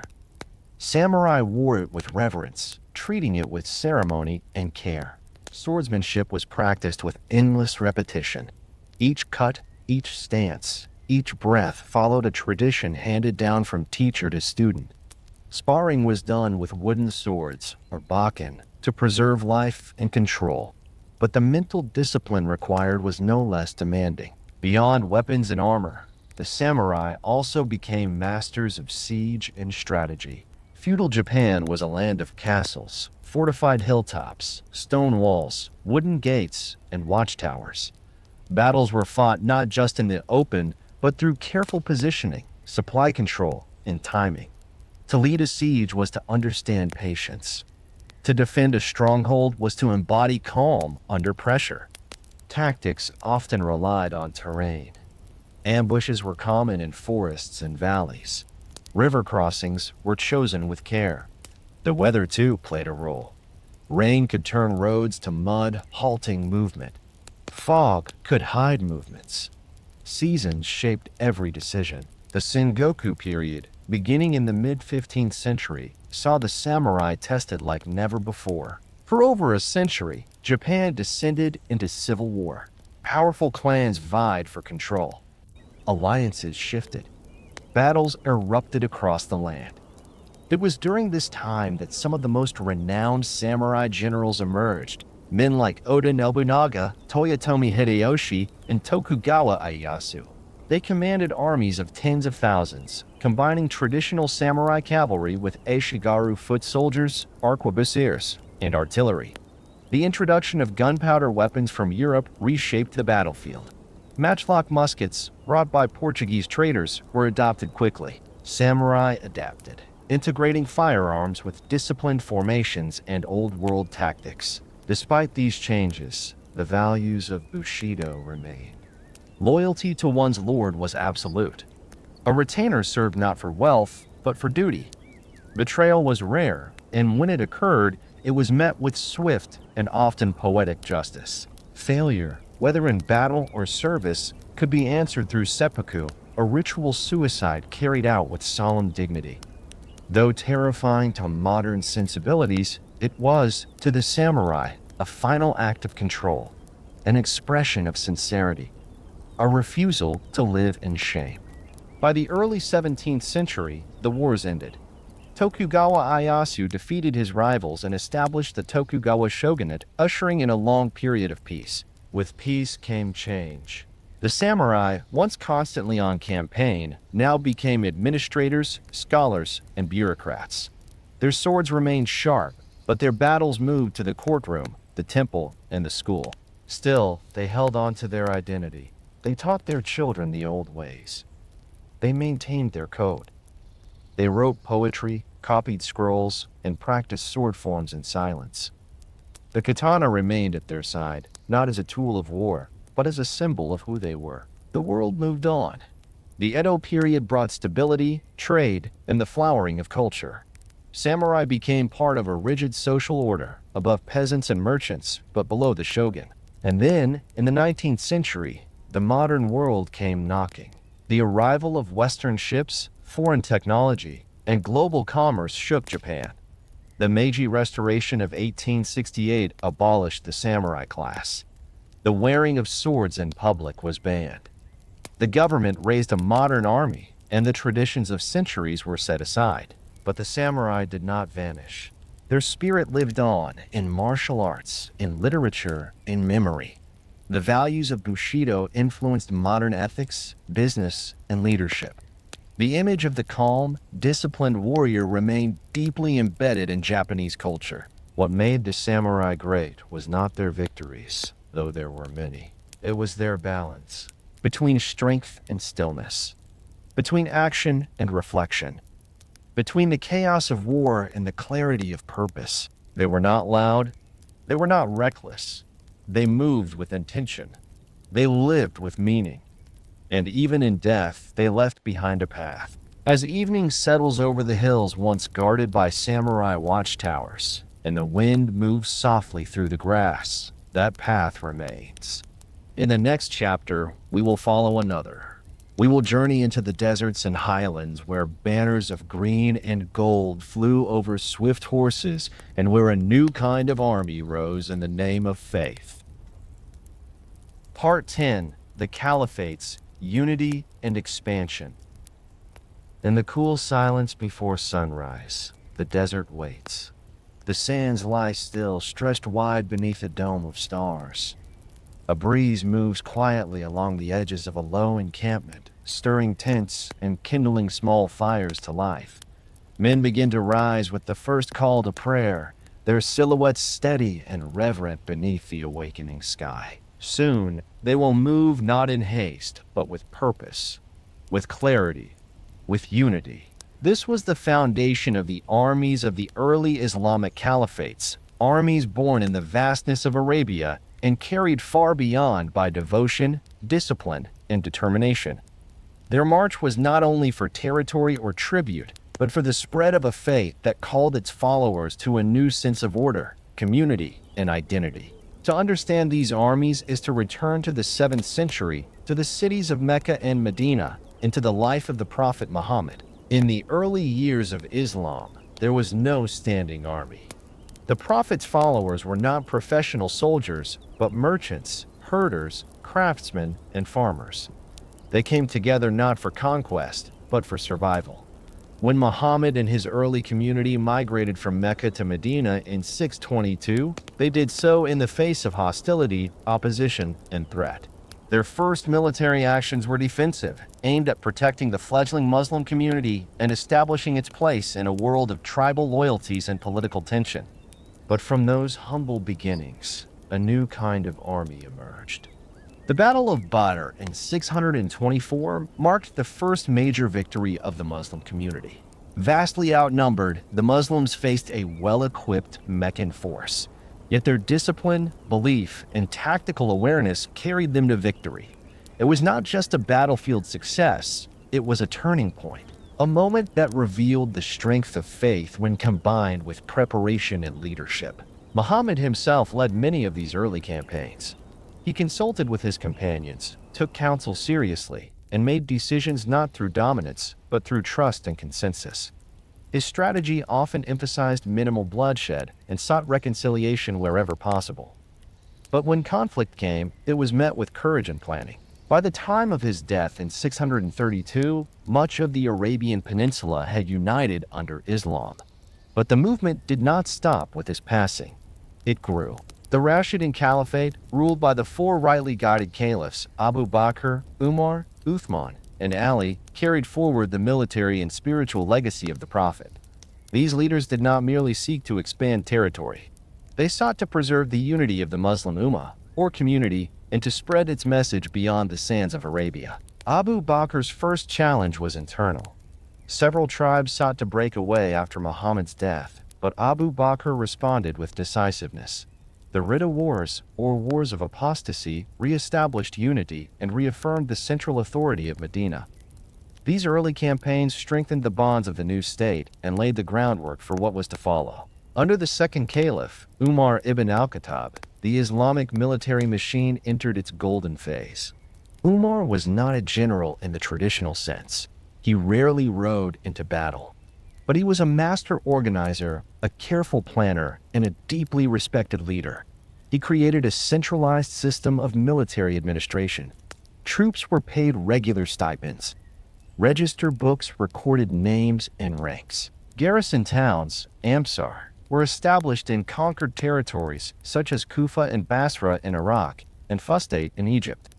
These towns became centers of administration, training, and settlement. The armies themselves were formed around tribal units, but loyalty shifted from clan to faith. Soldiers fought not as hired men, but as mujahideen, those who strive in the path of God. This spiritual foundation gave the armies cohesion and morale. It also shaped their conduct. Rules of engagement were defined. Civilians were not to be harmed. Property was to be respected. Even trees and crops were protected unless necessary for survival. In the 630s and 640s, these armies moved into Byzantine and Sassanid territories. The victories were rapid, but not reckless. At Yarmouk in 636, Muslim forces faced a massive Byzantine army. The terrain favored neither side. The Byzantines had more men and superior equipment, but the Muslims were better coordinated, more mobile, and deeply committed to their cause. They held their lines, countered flanking maneuvers, and eventually drove the enemy from the field.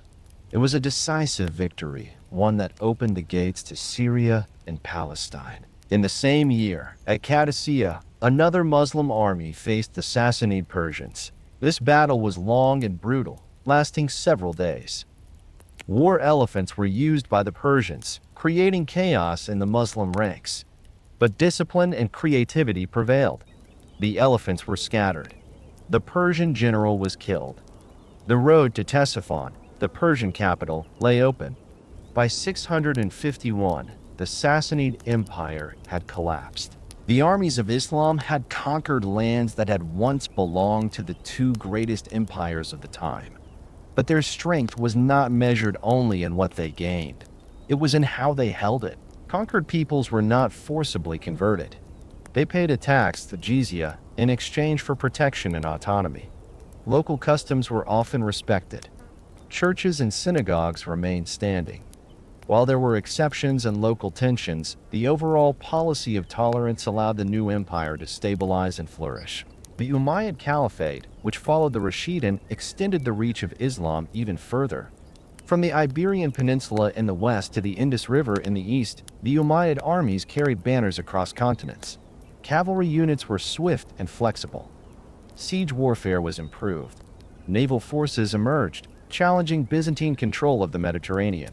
The Abbasid Caliphate, which replaced the Umayyads in 750, focused more on administration and cultural development, but the military remained central. Soldiers were drawn from across the empire: Arabs, Berbers, Persians, Turks. New units were formed, including professional slave soldiers called ghilman or mamluks, who were trained from youth and bound to the caliph's service. These changes created tension, but also brought new expertise. The Islamic armies became not only diverse in background, but specialized in function. They learned from their enemies. They adapted to terrain. They mastered the arts of fortification, archery, cavalry, and logistics. Yet through all these developments, one thing remained constant: the centrality of faith. Before battle, prayers were made. Verses of the Quran were recited. The cause was not one of plunder or pride, but of responsibility. To defend the Ummah, to uphold justice, to act in the path of God. Of course, the ideals were not always upheld. Ambition crept in. Politics corrupted purpose. Civil wars, known as fitnas, tore through the caliphates. Rivals rose.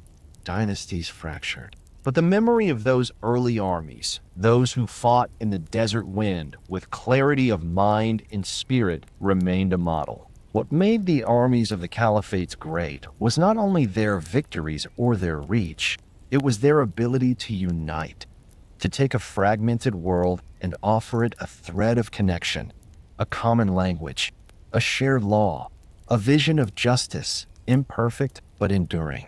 Their legacy lives in the cities they founded, the roads they built, the libraries they protected, and the ideas they carried from east to west. As the desert cools beneath the stars, and the fires in the encampment burn low, one can still imagine the quiet rustle of prayer rugs being folded, the distant clink of swords being sheathed, and the slow breath of a people preparing once more to carry their mission forward.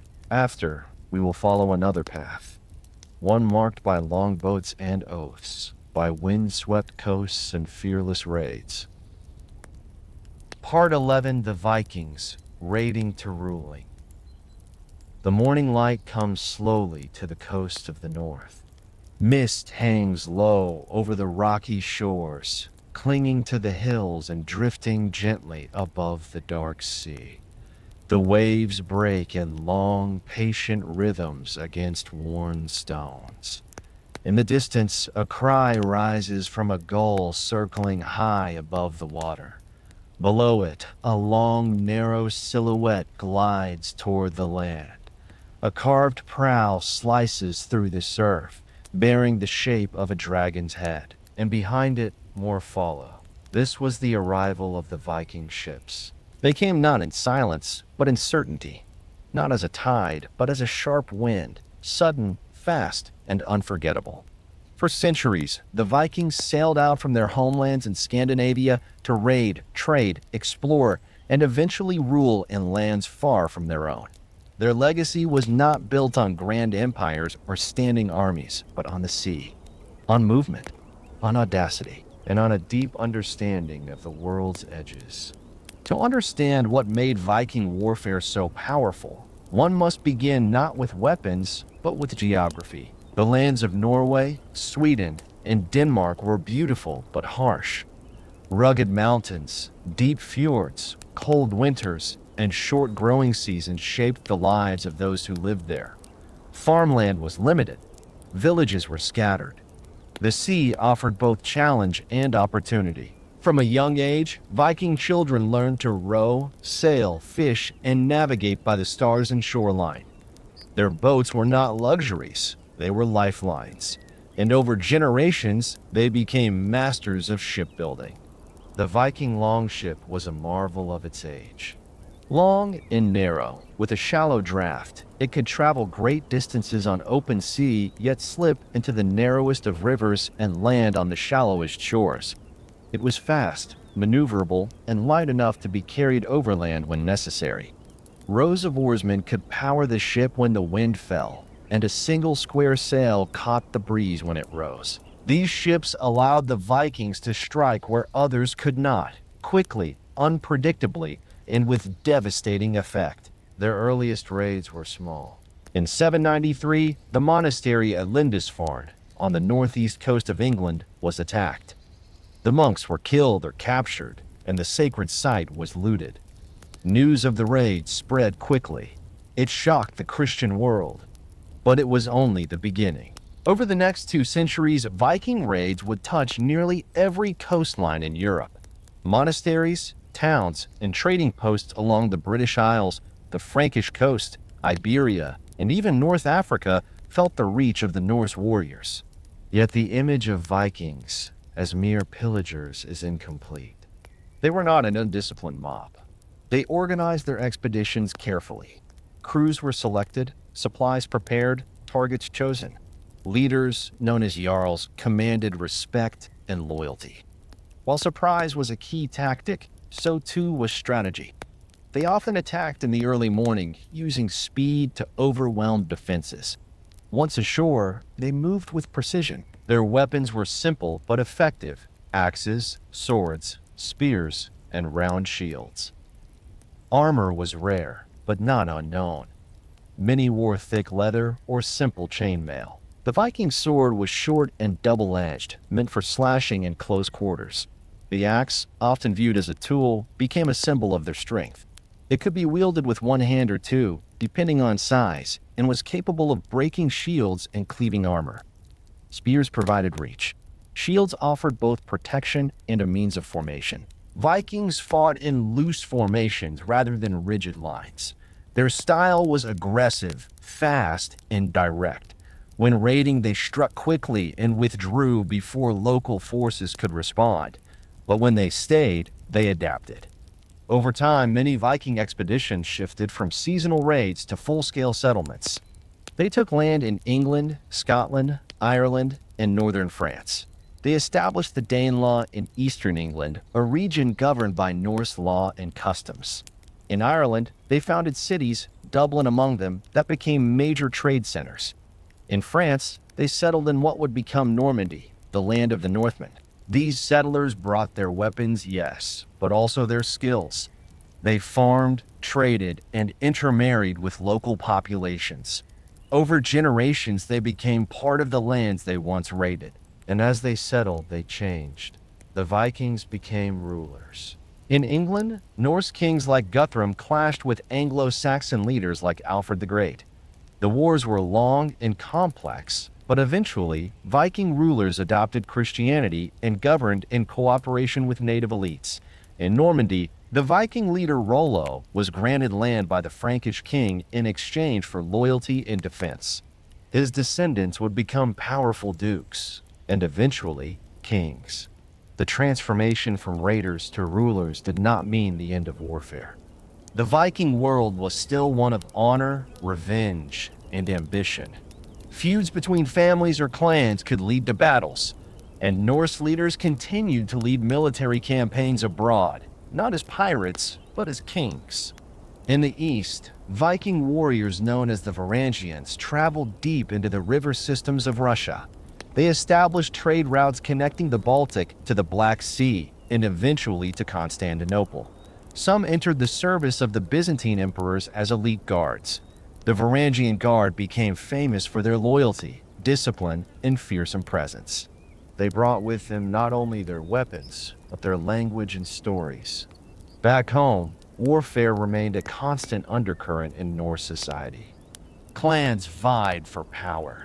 In Iceland, disputes were settled at the Althing, a great assembly, but blood feuds could still erupt into violence. In Norway and Denmark, rival kings battled for dominance. And in the early 11th century, a Danish king named Knut the Great conquered England and ruled a North Sea empire that included parts of Scandinavia and Britain. The Viking Age began to fade in the late 11th century. Several forces contributed. European kingdoms grew stronger and more centralized. Castles and standing armies became more common. Christianity spread through Scandinavia, changing cultural norms. Raiding became less common. Trade and diplomacy grew, but the Viking legacy did not disappear. It remained in place names, languages, and legal traditions. It remained in the descendants of Norse settlers who shaped the politics of medieval Europe. It remained in the sagas, long oral poems passed down through generations, later written on parchment and preserved in the cold silence of Icelandic monasteries. These sagas tell of courage, betrayal, adventure, and fate. They speak of gods and men, of voyages and vengeance, and they offer a glimpse into the minds of those who once stepped onto longships and vanished over the edge of the known world. What made the Viking warriors great was not just their strength or their speed. It was their adaptability. They could strike with force, yet settle with skill. They could destroy, yet also build. They took what the world offered, good or ill, and turned it into a path forward. Their story is not only one of violence, but of transformation. From cold shores to warm plains, from fearsome invaders to lawgivers and kings. As night falls over the empty sea, and the stars return to their watchful places, the shape of a longship fades into the mist. Its hull rocks gently on the tide. Its sail, now lowered, rests like a memory. In the next part, we will turn toward another chapter, toward the lands of the Franks and the rise of a new kind of knight, a warrior wrapped not only in steel, but in ceremony and faith. Part 12. The Franks, Feudal Might. There is a softness to the forest of Old Gaul. Tall oaks stretch toward the sky, their branches gently stirring in the wind. A carpet of moss lies thick upon the roots, and somewhere in the distance, a stream winds slowly between the trees. The birds begin their morning chorus, calling through the mist as light filters gently through leaves. But beneath this quiet land, a powerful force once rose. It was not sudden like a storm, nor swift like a raiding fleet. It grew with the rhythm of seasons and law, shaped by land and loyalty. This was the strength of the Franks. When we speak of the great armies of the ancient and medieval world, the Franks deserve a place not for a single battle or invention, but for what they created. They were not simply warriors.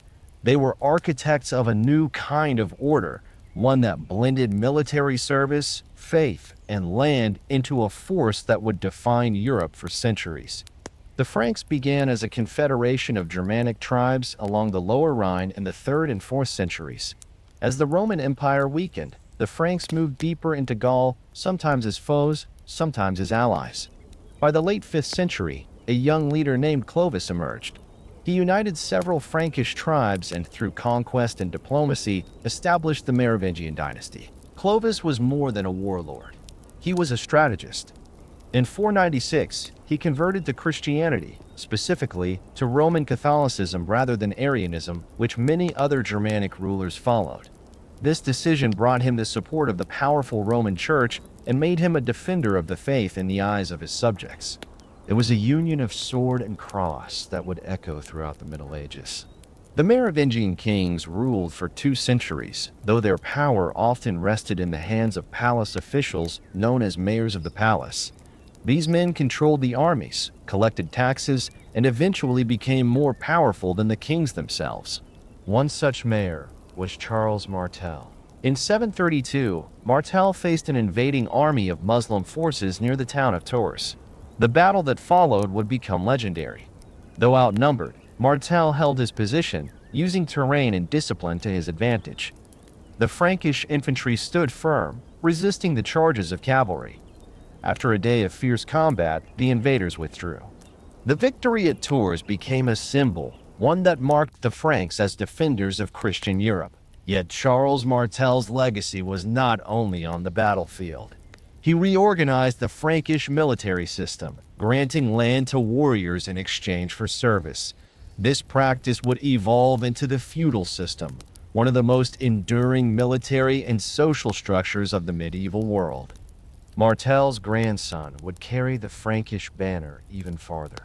His name was Charles the Great, Charlemagne. Under Charlemagne, the Frankish realm expanded into an empire.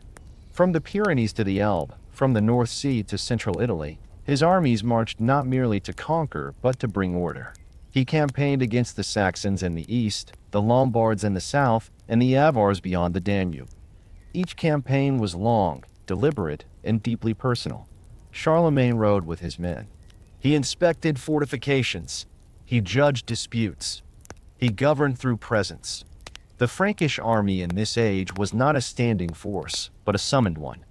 Lords owed the king service, and in return for land and privilege, they brought men to the field. These vassals formed the backbone of the military, each responsible for equipping and feeding their soldiers. The men they brought were often local warriors, free peasants, trained retainers, and minor nobles, each bound by ties of loyalty. At the center of this structure stood the mounted warrior. The Franks recognized the growing importance of cavalry. The stirrup, introduced from the east, allowed riders to strike with greater force and stability. Mail armor, long swords, and heavy shields made these warriors formidable. In time, they would become the knights of medieval legend. But Charlemagne's power was not simply in the sword. It was in the institutions he built around it. He established royal courts, issued laws, and built monasteries that copied ancient texts. He encouraged learning, protected trade routes, and minted coinage. The empire he ruled was both martial and civil, a fusion of Roman, Christian, and Germanic traditions. In 800, on Christmas Day, Charlemagne was crowned Emperor of the Romans by Pope Leo III. It was a moment heavy with symbolism. The title had long been dormant in the West, and now, under Frankish hands, it returned. It marked the birth of the Holy Roman Empire, a legacy that would endure in name for another 1,000 years. But no empire stands forever. After Charlemagne's death in 814, his empire passed to his son and then to his grandsons. Divided among them, it fractured. Local lords grew stronger. Central power waned. The feudal system, once a tool of royal control, became a web of competing loyalties. Warfare became more localized. Castles rose across the landscape. Knights pledged themselves not to a king, but to a lord. and the spirit of the Frankish warrior took on new form. In this world, the knight was both soldier and symbol. Trained from youth, often beginning as pages or squires, knights learned the arts of horsemanship, swordplay, and etiquette. Their code, chivalry, grew from both Christian teaching and martial necessity. It called for courage, loyalty, generosity, and honor. It shaped not only conduct in battle, but also the courtly ideals of love, poetry, and service. Knights wore chainmail, carried lances, and fought on horseback. In battle, they formed the shock troops of medieval Europe. Their charge could break enemy lines. Their presence could turn the tide. Yet warfare in this age was rarely grand. Most battles were small, personal, and brutal. Sieges, skirmishes, and feuds defined the rhythm of conflict. Still, the military traditions of the Franks spread far and wide. In the Crusades, Frankish knights traveled to the Holy Land, where they built castles, founded kingdoms, and fought for both faith and fortune. In Spain, they joined the long struggle against Muslim rule.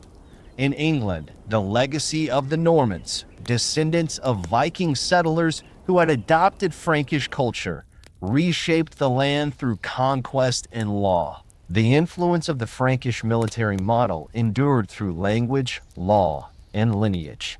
Even as gunpowder would one day change the battlefield, the image of the armored knight, the loyal vassal, and the feudal levy remained etched in Europe's memory. And at the root of it all was the early strength of the Franks, a people who forged unity from diversity, who balanced faith with force, and who laid the foundation for what would become medieval Europe. As dusk settles over the rolling hills once guarded by Frankish lords, and the forests grow quiet once more, we look back not only on warriors and kings, but on a vision of order, one that rose from oath and obligation, from land and lineage. After, we turn to another age, to the disciplined legions of Rome, the empire that taught the Franks the weight of rule and the reach of law. Part 13. The Crusaders, Holy War Machines. The first light of morning breaks over stone battlements. There is a hush in the air, the kind that settles just before movement, the kind that fills the lungs with dust and memory. Somewhere below, a blacksmith stokes a fire. His hammer meets iron in rhythm. Farther off in the chapel, a priest whispers soft Latin prayers as incense curls toward the beams above.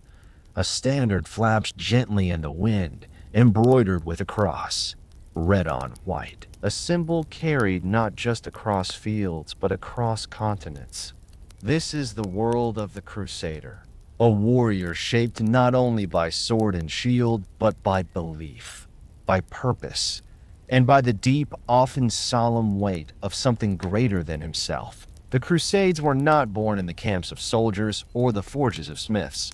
They began in the hearts of kings, priests, and peasants alike, in a moment of fervor and fear, of call and command. In 1095, Pope Urban II stood before a crowd in Clermont and spoke words that would echo across generations. The Holy Land, he said, must be reclaimed. Pilgrims had been harassed. Christian sites were in foreign hands. And so, he called for a march, not for gold or glory, but for God. The response was swift. Tens of thousands answered. Some were knights, trained and armored. Others were peasants, ill-prepared but filled with zeal. They came from France, Germany, Italy, and beyond. They wore the cross stitched into their tunics, a symbol of their vow. They were cruces ignati, marked by the cross. And they would walk, ride, and fight across thousands of miles. The First Crusade was a brutal march. It crossed through harsh terrain, from the rivers of Eastern Europe to the dry hills of Anatolia. Disease, hunger, and ambush claimed many before a sword was even drawn in Jerusalem. But those who endured, who reached the gates of the Holy City in 1099, brought with them not only desperation, but determination. The siege of Jerusalem was not quick, nor clean. It ended with fire, with steel, with walls breached and the streets soaked in blood. Chroniclers spoke of chaos, of fervor turned to fury. And when it ended, the city had changed hands, not for the last time. From that conquest, new kingdoms were born. The kingdom of Jerusalem, the county of Tripoli, the principality of Antioch, the county of Edessa. Crusader states planted like seeds in foreign soil. To defend them, knights remained, lords ruled, and fortresses rose from the hills, castles with thick walls, moats, and towers tall enough to watch the desert beyond. To understand the Crusader army, one must see its many faces. It was not a single force, but a collection of feudal contingents. Each lord brought his own retinue, knights in chainmail and surcoats mounted on destriers bred for battle, men-at-arms with spears and maces, archers with longbows and crossbows, engineers to build siege engines, catapults, towers, and rams. There were also the religious orders, fierce and disciplined. The Knights Templar, the Knights Hospitaller, later the Teutonic Order. These were monastic warriors bound by vows of poverty, chastity, and obedience. Yet they bore arms. They trained relentlessly, and they were entrusted with guarding pilgrims, fortifying frontiers, and holding strategic castles. Their white mantles, emblazoned with crosses, became symbols of both faith and fear. The Crusader way of war was built on shock and awe. Heavy cavalry charges were the hammer. Knights rode with lances couched, their steeds galloping in formation. When they struck, it was like thunder. Few forces in the medieval world could withstand the initial blow. Infantry followed behind, holding ground, raising shields, and advancing in lines. Sieges were frequent. Walls were battered with stones, undermined with tunnels, or scaled by ladders. War was patient, brutal, often decided not by glory but by attrition. But the Crusaders did not fight shadows. They faced seasoned enemies, armies of the Seljuk Turks, the Fatimids, and later the Ayyubid and Mamluk dynasties. These Muslim forces knew the terrain. They moved swiftly, their archers harassed from afar. Their cavalry danced in and out of range, striking with speed before fading into the sand. It was not simply war. It was chess. And over time, each side learned from the other. Crusaders began adopting Eastern techniques, lighter armor for the heat, more flexible tactics. They employed local guides, learned new languages, and negotiated truces. They married into local noble families. Some even adopted aspects of dress and cuisine. The Holy Land became a place of blending as much as battling. But with each passing generation, the Crusader states grew more isolated. They depended on supplies and reinforcements from Europe, which arrived sporadically. When the Second Crusade launched in 1147, it failed to retake Edessa. The Third Crusade, led by Richard the Lionheart, retook some coastal cities, but not Jerusalem. And while tales of chivalry grew in the West, the reality on the ground was one of fatigue. The Muslim world, too, changed. Saladin rose, a unifier, a tactician, a deeply devout leader. In 1187, he struck at the heart of Crusader strength. At the Battle of Hattin, his forces surrounded a large Crusader army in the arid hills.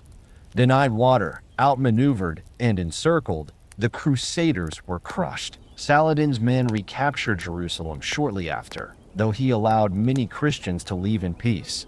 That moment marked a turning point. Crusading continued for decades, into the 13th century and beyond. But the earlier unity, the belief that all Christendom marched together, faded. Later crusades were often political, confused, or misdirected. The Fourth Crusade famously sacked Constantinople in 1204, a Christian city, weakening the Byzantine Empire and staining the very purpose of the mission. Yet for all their flaws, The Crusader armies left a mark on history. They represented the first large-scale projection of European military power into the wider world. They brought innovations back home: mathematics, medicine, architecture. They changed the structure of knighthood, tying it more tightly to religious identity. They built massive fortresses whose ruins still stand today: Croix de Chevalier, Belvoir, Margit.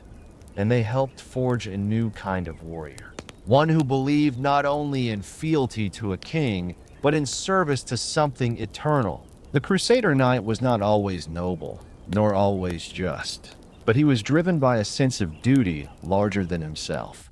The concept of holy war was not unique to Europe, but in the Crusades it became institutionalized. It was preached from pulpits, painted on banners, and it walked the world on armored feet. The question of legacy remains. Were the Crusaders brave or misguided? Defenders or aggressors? Builders or destroyers? Perhaps they were all these things. Like the empires and armies before them, they were shaped by their time. They believed they were right, and in that belief, they built roads, drew swords, and changed the map of two worlds. As night falls over ancient fortresses and the stones grow cool beneath the stars, one can still hear the echo of hooves in the dust, the hush of prayer before battle, the creak of armor settling into place. Part 14. The Ottomans' Gunpowder and Discipline. Dawn creeps across the Bosphorus like a silver ribbon, quiet and slow. Minarets pierce the skyline, and the call to prayer echoes softly over tiled domes and narrow streets. Beneath these ancient rooftops, footsteps stir in courtyards where soldiers gather in silence. Not the clamor of knights, not the roar of undisciplined levies, but the measured, rehearsed preparations of an army born in routine, refined by empire, and guided by order. This is the world of the Ottomans, and within it walked one of history's most effective, adaptable, and fearsome military machines. The story of the Ottoman army does not begin in palaces or ports. It begins on horseback, among the scattered tribes of Central Asia and the frontier Ghazis, those holy warriors of the faith who lived along the edges of crumbling Seljuk lands. Among them rose Osman I, a modest chieftain whose followers were few and whose claims modest. But the soil of Anatolia was fertile for ambition. As the Byzantine Empire waned and the Mongol threat moved east, Osman's successors carved out a growing state, fueled by conquest and Islamic legitimacy. By the early 1300s, the Ottomans had formed a principality. By the late 1400s, they had become a superpower. Their strength came not from numbers alone, but from balance between tradition and innovation, discipline and flexibility, the sword and the pen. At the core of their military rise was the Devshirme system. This was not a levy of peasants, nor a call to nobles. It was a system of selective recruitment from among Christian boys in the Balkans. These boys were taken from their villages not as slaves in the ordinary sense, but as wards of the empire. They were converted to Islam, given rigorous training, and placed in positions of authority. The brightest were groomed for administration. The strongest and most loyal became soldiers. Among them the elite, the Janissaries. The Janissary Corps was unlike anything in Europe. It was a standing army, salaried and uniformed. These soldiers were not bound to a local lord or tribal allegiance. They were servants of the Sultan himself. Their training began in childhood, their discipline was unmatched, and their loyalty was absolute. They drilled with muskets, with bows, and with blades. They lived communally, wore distinctive uniforms, and upheld a code of conduct centered on unity, silence, and obedience. And unlike many armies of the medieval world, they were not seasonal. They did not scatter after harvest. They remained ready year-round for war or peace. The Ottomans also understood something that many of their enemies did not. Warfare was not simply about courage or steel. It was about systems, and so they built them At the head of the military stood the Sultan. Below him were generals, viziers, and governors who managed not just battles, but logistics. Roads were maintained. Grain was stored. Horses were rotated and fed. Engineers traveled with the army. Bridges were built. Fortresses reinforced. Campaigns were planned months in advance. And when the time came to march, the Ottoman army moved like a caravan of nations. Infantry, cavalry, gunners, sappers, cooks, surgeons, scribes, and imams. It was not fast, but it was steady. And when it arrived, it brought both fear and respect. Nowhere was this more visible than at the siege of Constantinople in 1453. For centuries, the Byzantine capital had withstood assault. Its Theodosian walls were thick, layered, and legendary. Armies had come and gone, but none had broken through. Until Mehmed II arrived, not with ladders, but with cannon, giant ones. The Dardanelles gun, cast by Hungarian engineers in Ottoman service, was among the largest bombards ever built. It fired stone balls the size of barrels, shattering walls that had stood for 1,000 years. Combined with smaller cannons, naval blockades, and relentless assaults, the Ottomans breached the city after 53 days. Constantinople fell, and with it, the medieval world changed. The Ottomans renamed the city Istanbul. They preserved many of its churches. They welcomed scholars and traders.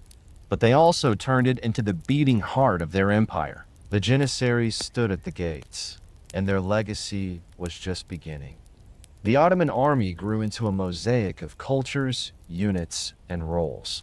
There were the Sipahi, feudal cavalry granted land in exchange for service. These men served as both fighters and local administrators. There were the Azabs, irregular infantry drawn from the general population. There were artillery corps, naval fleets, camel units, archers, miners, and horse archers from the eastern provinces. Each had its place. Each served the Sultan. And at the heart of this web was a bureaucracy so vast it could manage campaigns across 3 continents: north into Hungary, east into Persia, south into Egypt and Arabia, west into the Balkans, and deep into Europe. The Battle of Mohacs in 1526 revealed the full power of Ottoman coordination. Facing the Kingdom of Hungary, the Ottomans deployed their artillery with deadly precision. Their flanking cavalry crushed the Hungarian wings. The Janissaries advanced behind waves of fire. The king was slain. The Hungarian army dissolved, and the gateway to Central Europe stood open. But unlike some conquerors, the Ottomans were also governors. They did not destroy where they could absorb. Local elites were often kept in place. Tax systems were implemented. Religious minorities were tolerated. Christians and Jews were protected under the millet system, paying taxes but allowed to worship and govern their own communities. Ottoman rule was not without oppression, but it was organized. And in the world of empire, that mattered. Their navy extended control across the Mediterranean, clashing with the Spanish and Venetian fleets. Their forces reached the gates of Vienna in 1529 and again in 1683. They influenced trade, law, and politics from Cairo to Baghdad to Algiers. But as with all great powers, time brought change. The Janissaries, once fierce and focused, grew complacent. Their privileges multiplied. Their discipline waned. Some refused to use firearms, seeing them as dishonorable. Reforms were resisted. Loyalty weakened. Meanwhile, Europe evolved. Gunpowder tactics advanced. Fortifications changed. Naval power shifted. New economies funded new armies. And the Ottomans, though still strong, began to slow. Efforts to reform were made. Selim III introduced Western-style training. Mahmud II eventually abolished the Janissary Corps entirely in 1826 during the auspicious incident. New units were formed. Uniforms changed. Foreign advisors were brought in, but the Ottoman Golden Age had passed. Yet their military legacy endured. They had demonstrated how a gunpowder empire could rise from tribal roots. How logistics, discipline, and diversity could build a force to rival any in the world. how cities could fall not just to swords but to strategy, and how armies could govern as well as fight. The Ottomans held sway for over 6 centuries. Their soldiers marched beneath crescent banners for generations. Their engineers built bridges, their calligraphers wrote laws, and their generals planned battles that shaped continents. As night draws near and the domes of Istanbul gleam under moonlight, one can still imagine the Janissary band playing slow, solemn marches through ancient courtyards. The scent of powder, the weight of armor, the hush before the cannons roar. Part 15. Reflection. Who truly held the edge? The embers are low now. What was once fire and fury has softened into quiet heat, barely glowing beneath a bed of ash. The banners are rolled. The spears return to their racks. In this calm space at the end of the march, we look back, not just on battles or tactics, but on the weight of legacies. On the rhythm of armies, each shaped by its time, its beliefs, its soil. We have walked with many. We have seen the steely discipline of the Spartans, the relentless innovation of the Romans, the thunder of Ottoman cannon, and the timeless strategy of China's dynasties. Each held greatness in their own way. Each dominated a chapter of human history. But now, as the camp grows quiet, the question still stands like a solitary standard in the night. Who truly held the edge? To answer this, we must first understand what greatness in an army truly means. Is it battlefield success? Then we must count victories and conquests. Is it technological advancement? Then we must weigh innovations in weapons, armor, logistics, and engineering. Is it endurance? Then we must examine how long a military model remained dominant. Is it cultural influence? Then we must follow its shadow across centuries, borders, and thought. No single trait is enough on its own. And so, we must consider each army on 4 measures. 1. Tactical innovation. 2. Strategic reach. 3. Endurance over time. 4. Legacy and influence. Let us begin where history often begins, with the Spartans. They were few in number, but unmatched in cohesion. The phalanx, perfected in their hands, became a symbol of unity and courage. At Thermopylae, 300 Spartans and their allies held off the Persian tide long enough to echo across the ages. Discipline was not a virtue in Sparta. It was the very air they breathed. Yet their greatness was narrow. Tactical innovation was limited. They did not expand borders or adapt over time. The same formation that won glory in one century grew brittle in the next. And their cultural legacy, while profound in terms of mythology and courage, left little imprint on military systems outside the Greek world. By these measures, the Spartans were iconic, but not dominant. Next, we remember the Macedonians and the towering figure of Alexander the Great. His army was a model of brilliance, fast-moving, flexible, and boldly led. His use of the sarissa, combined with light cavalry, siege mastery, and psychological warfare, created a military machine that crossed mountains, rivers, and deserts with ease. Tactically, the Macedonians were revolutionary. Strategically, their reach was astonishing, stretching from Greece to India. But their system was built around a singular man. After Alexander's death, his empire splintered. The innovations lived on, but not the unity. Their military dominance burned bright, but not long. Now we turn to the Romans.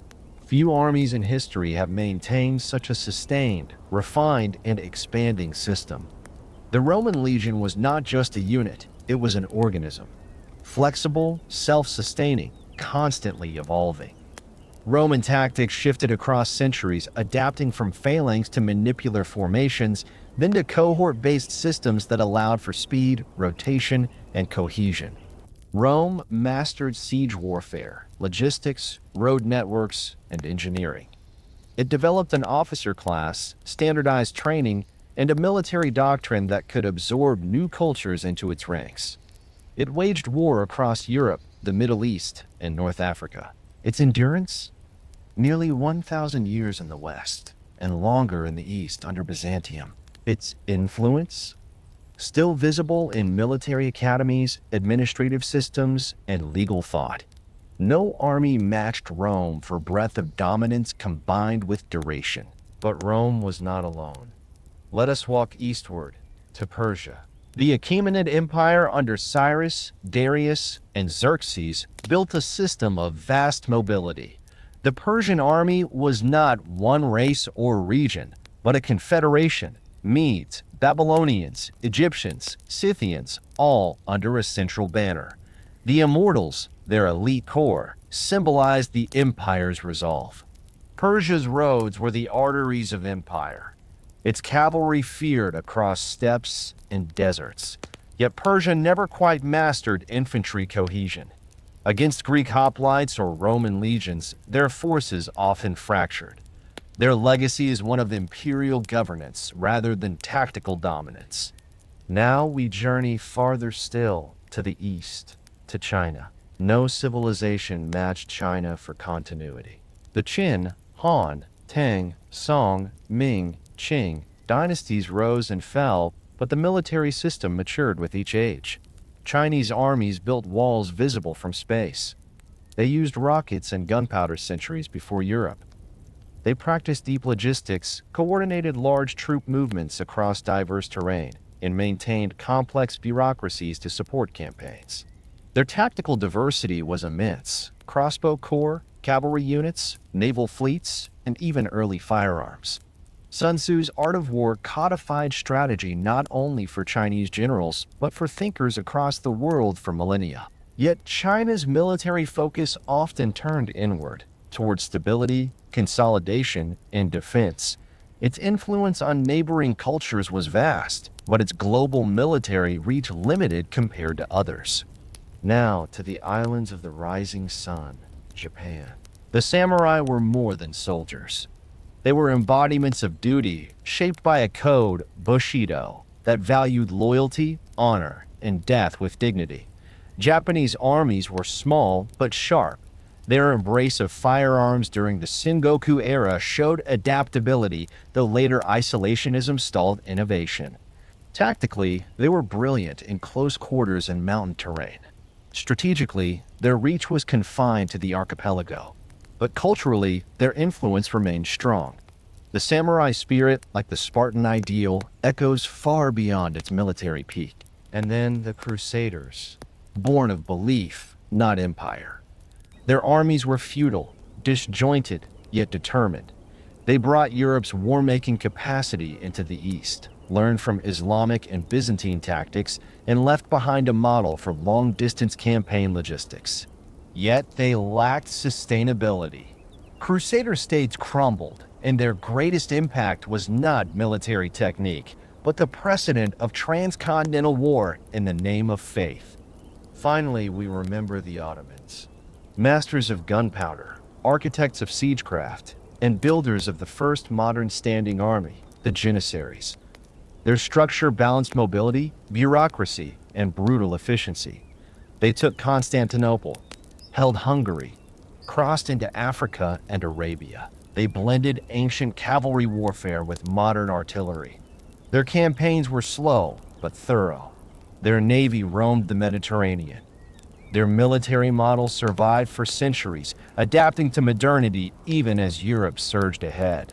They were the last great ancient military machine, and among the first modern ones. So, which army truly held the edge?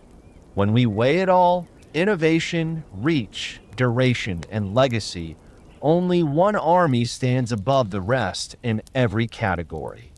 The Roman army. Not because it won every battle. It did not. Not because it was always just. It was not. But because it created a system of war and peace that endured for centuries. It absorbed enemies and turned them into citizens.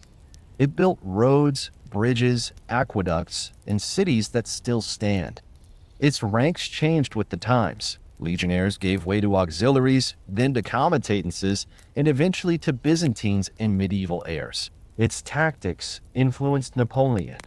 Its formations were studied in West Point. Its discipline shaped the very idea of what an army could be. Rome, more than any other, held the edge, not just with weapons, but with time. Its enemies came and went. Its cities rose and fell. But the Roman army's imprint never vanished. So let the dust settle now. Let the echoes of horses fade. And let the standard of the eagle rest at last in memory, carried not on spears, but in story. Thank you for walking with us on this long journey through the armies of the ancient world. If you found peace in these slow hours of history, we invite you to like, subscribe, and share your thoughts. What army stirred your curiosity most? What moment stayed with you? And what should we explore next? For now, rest well, and let history keep watch a while longer.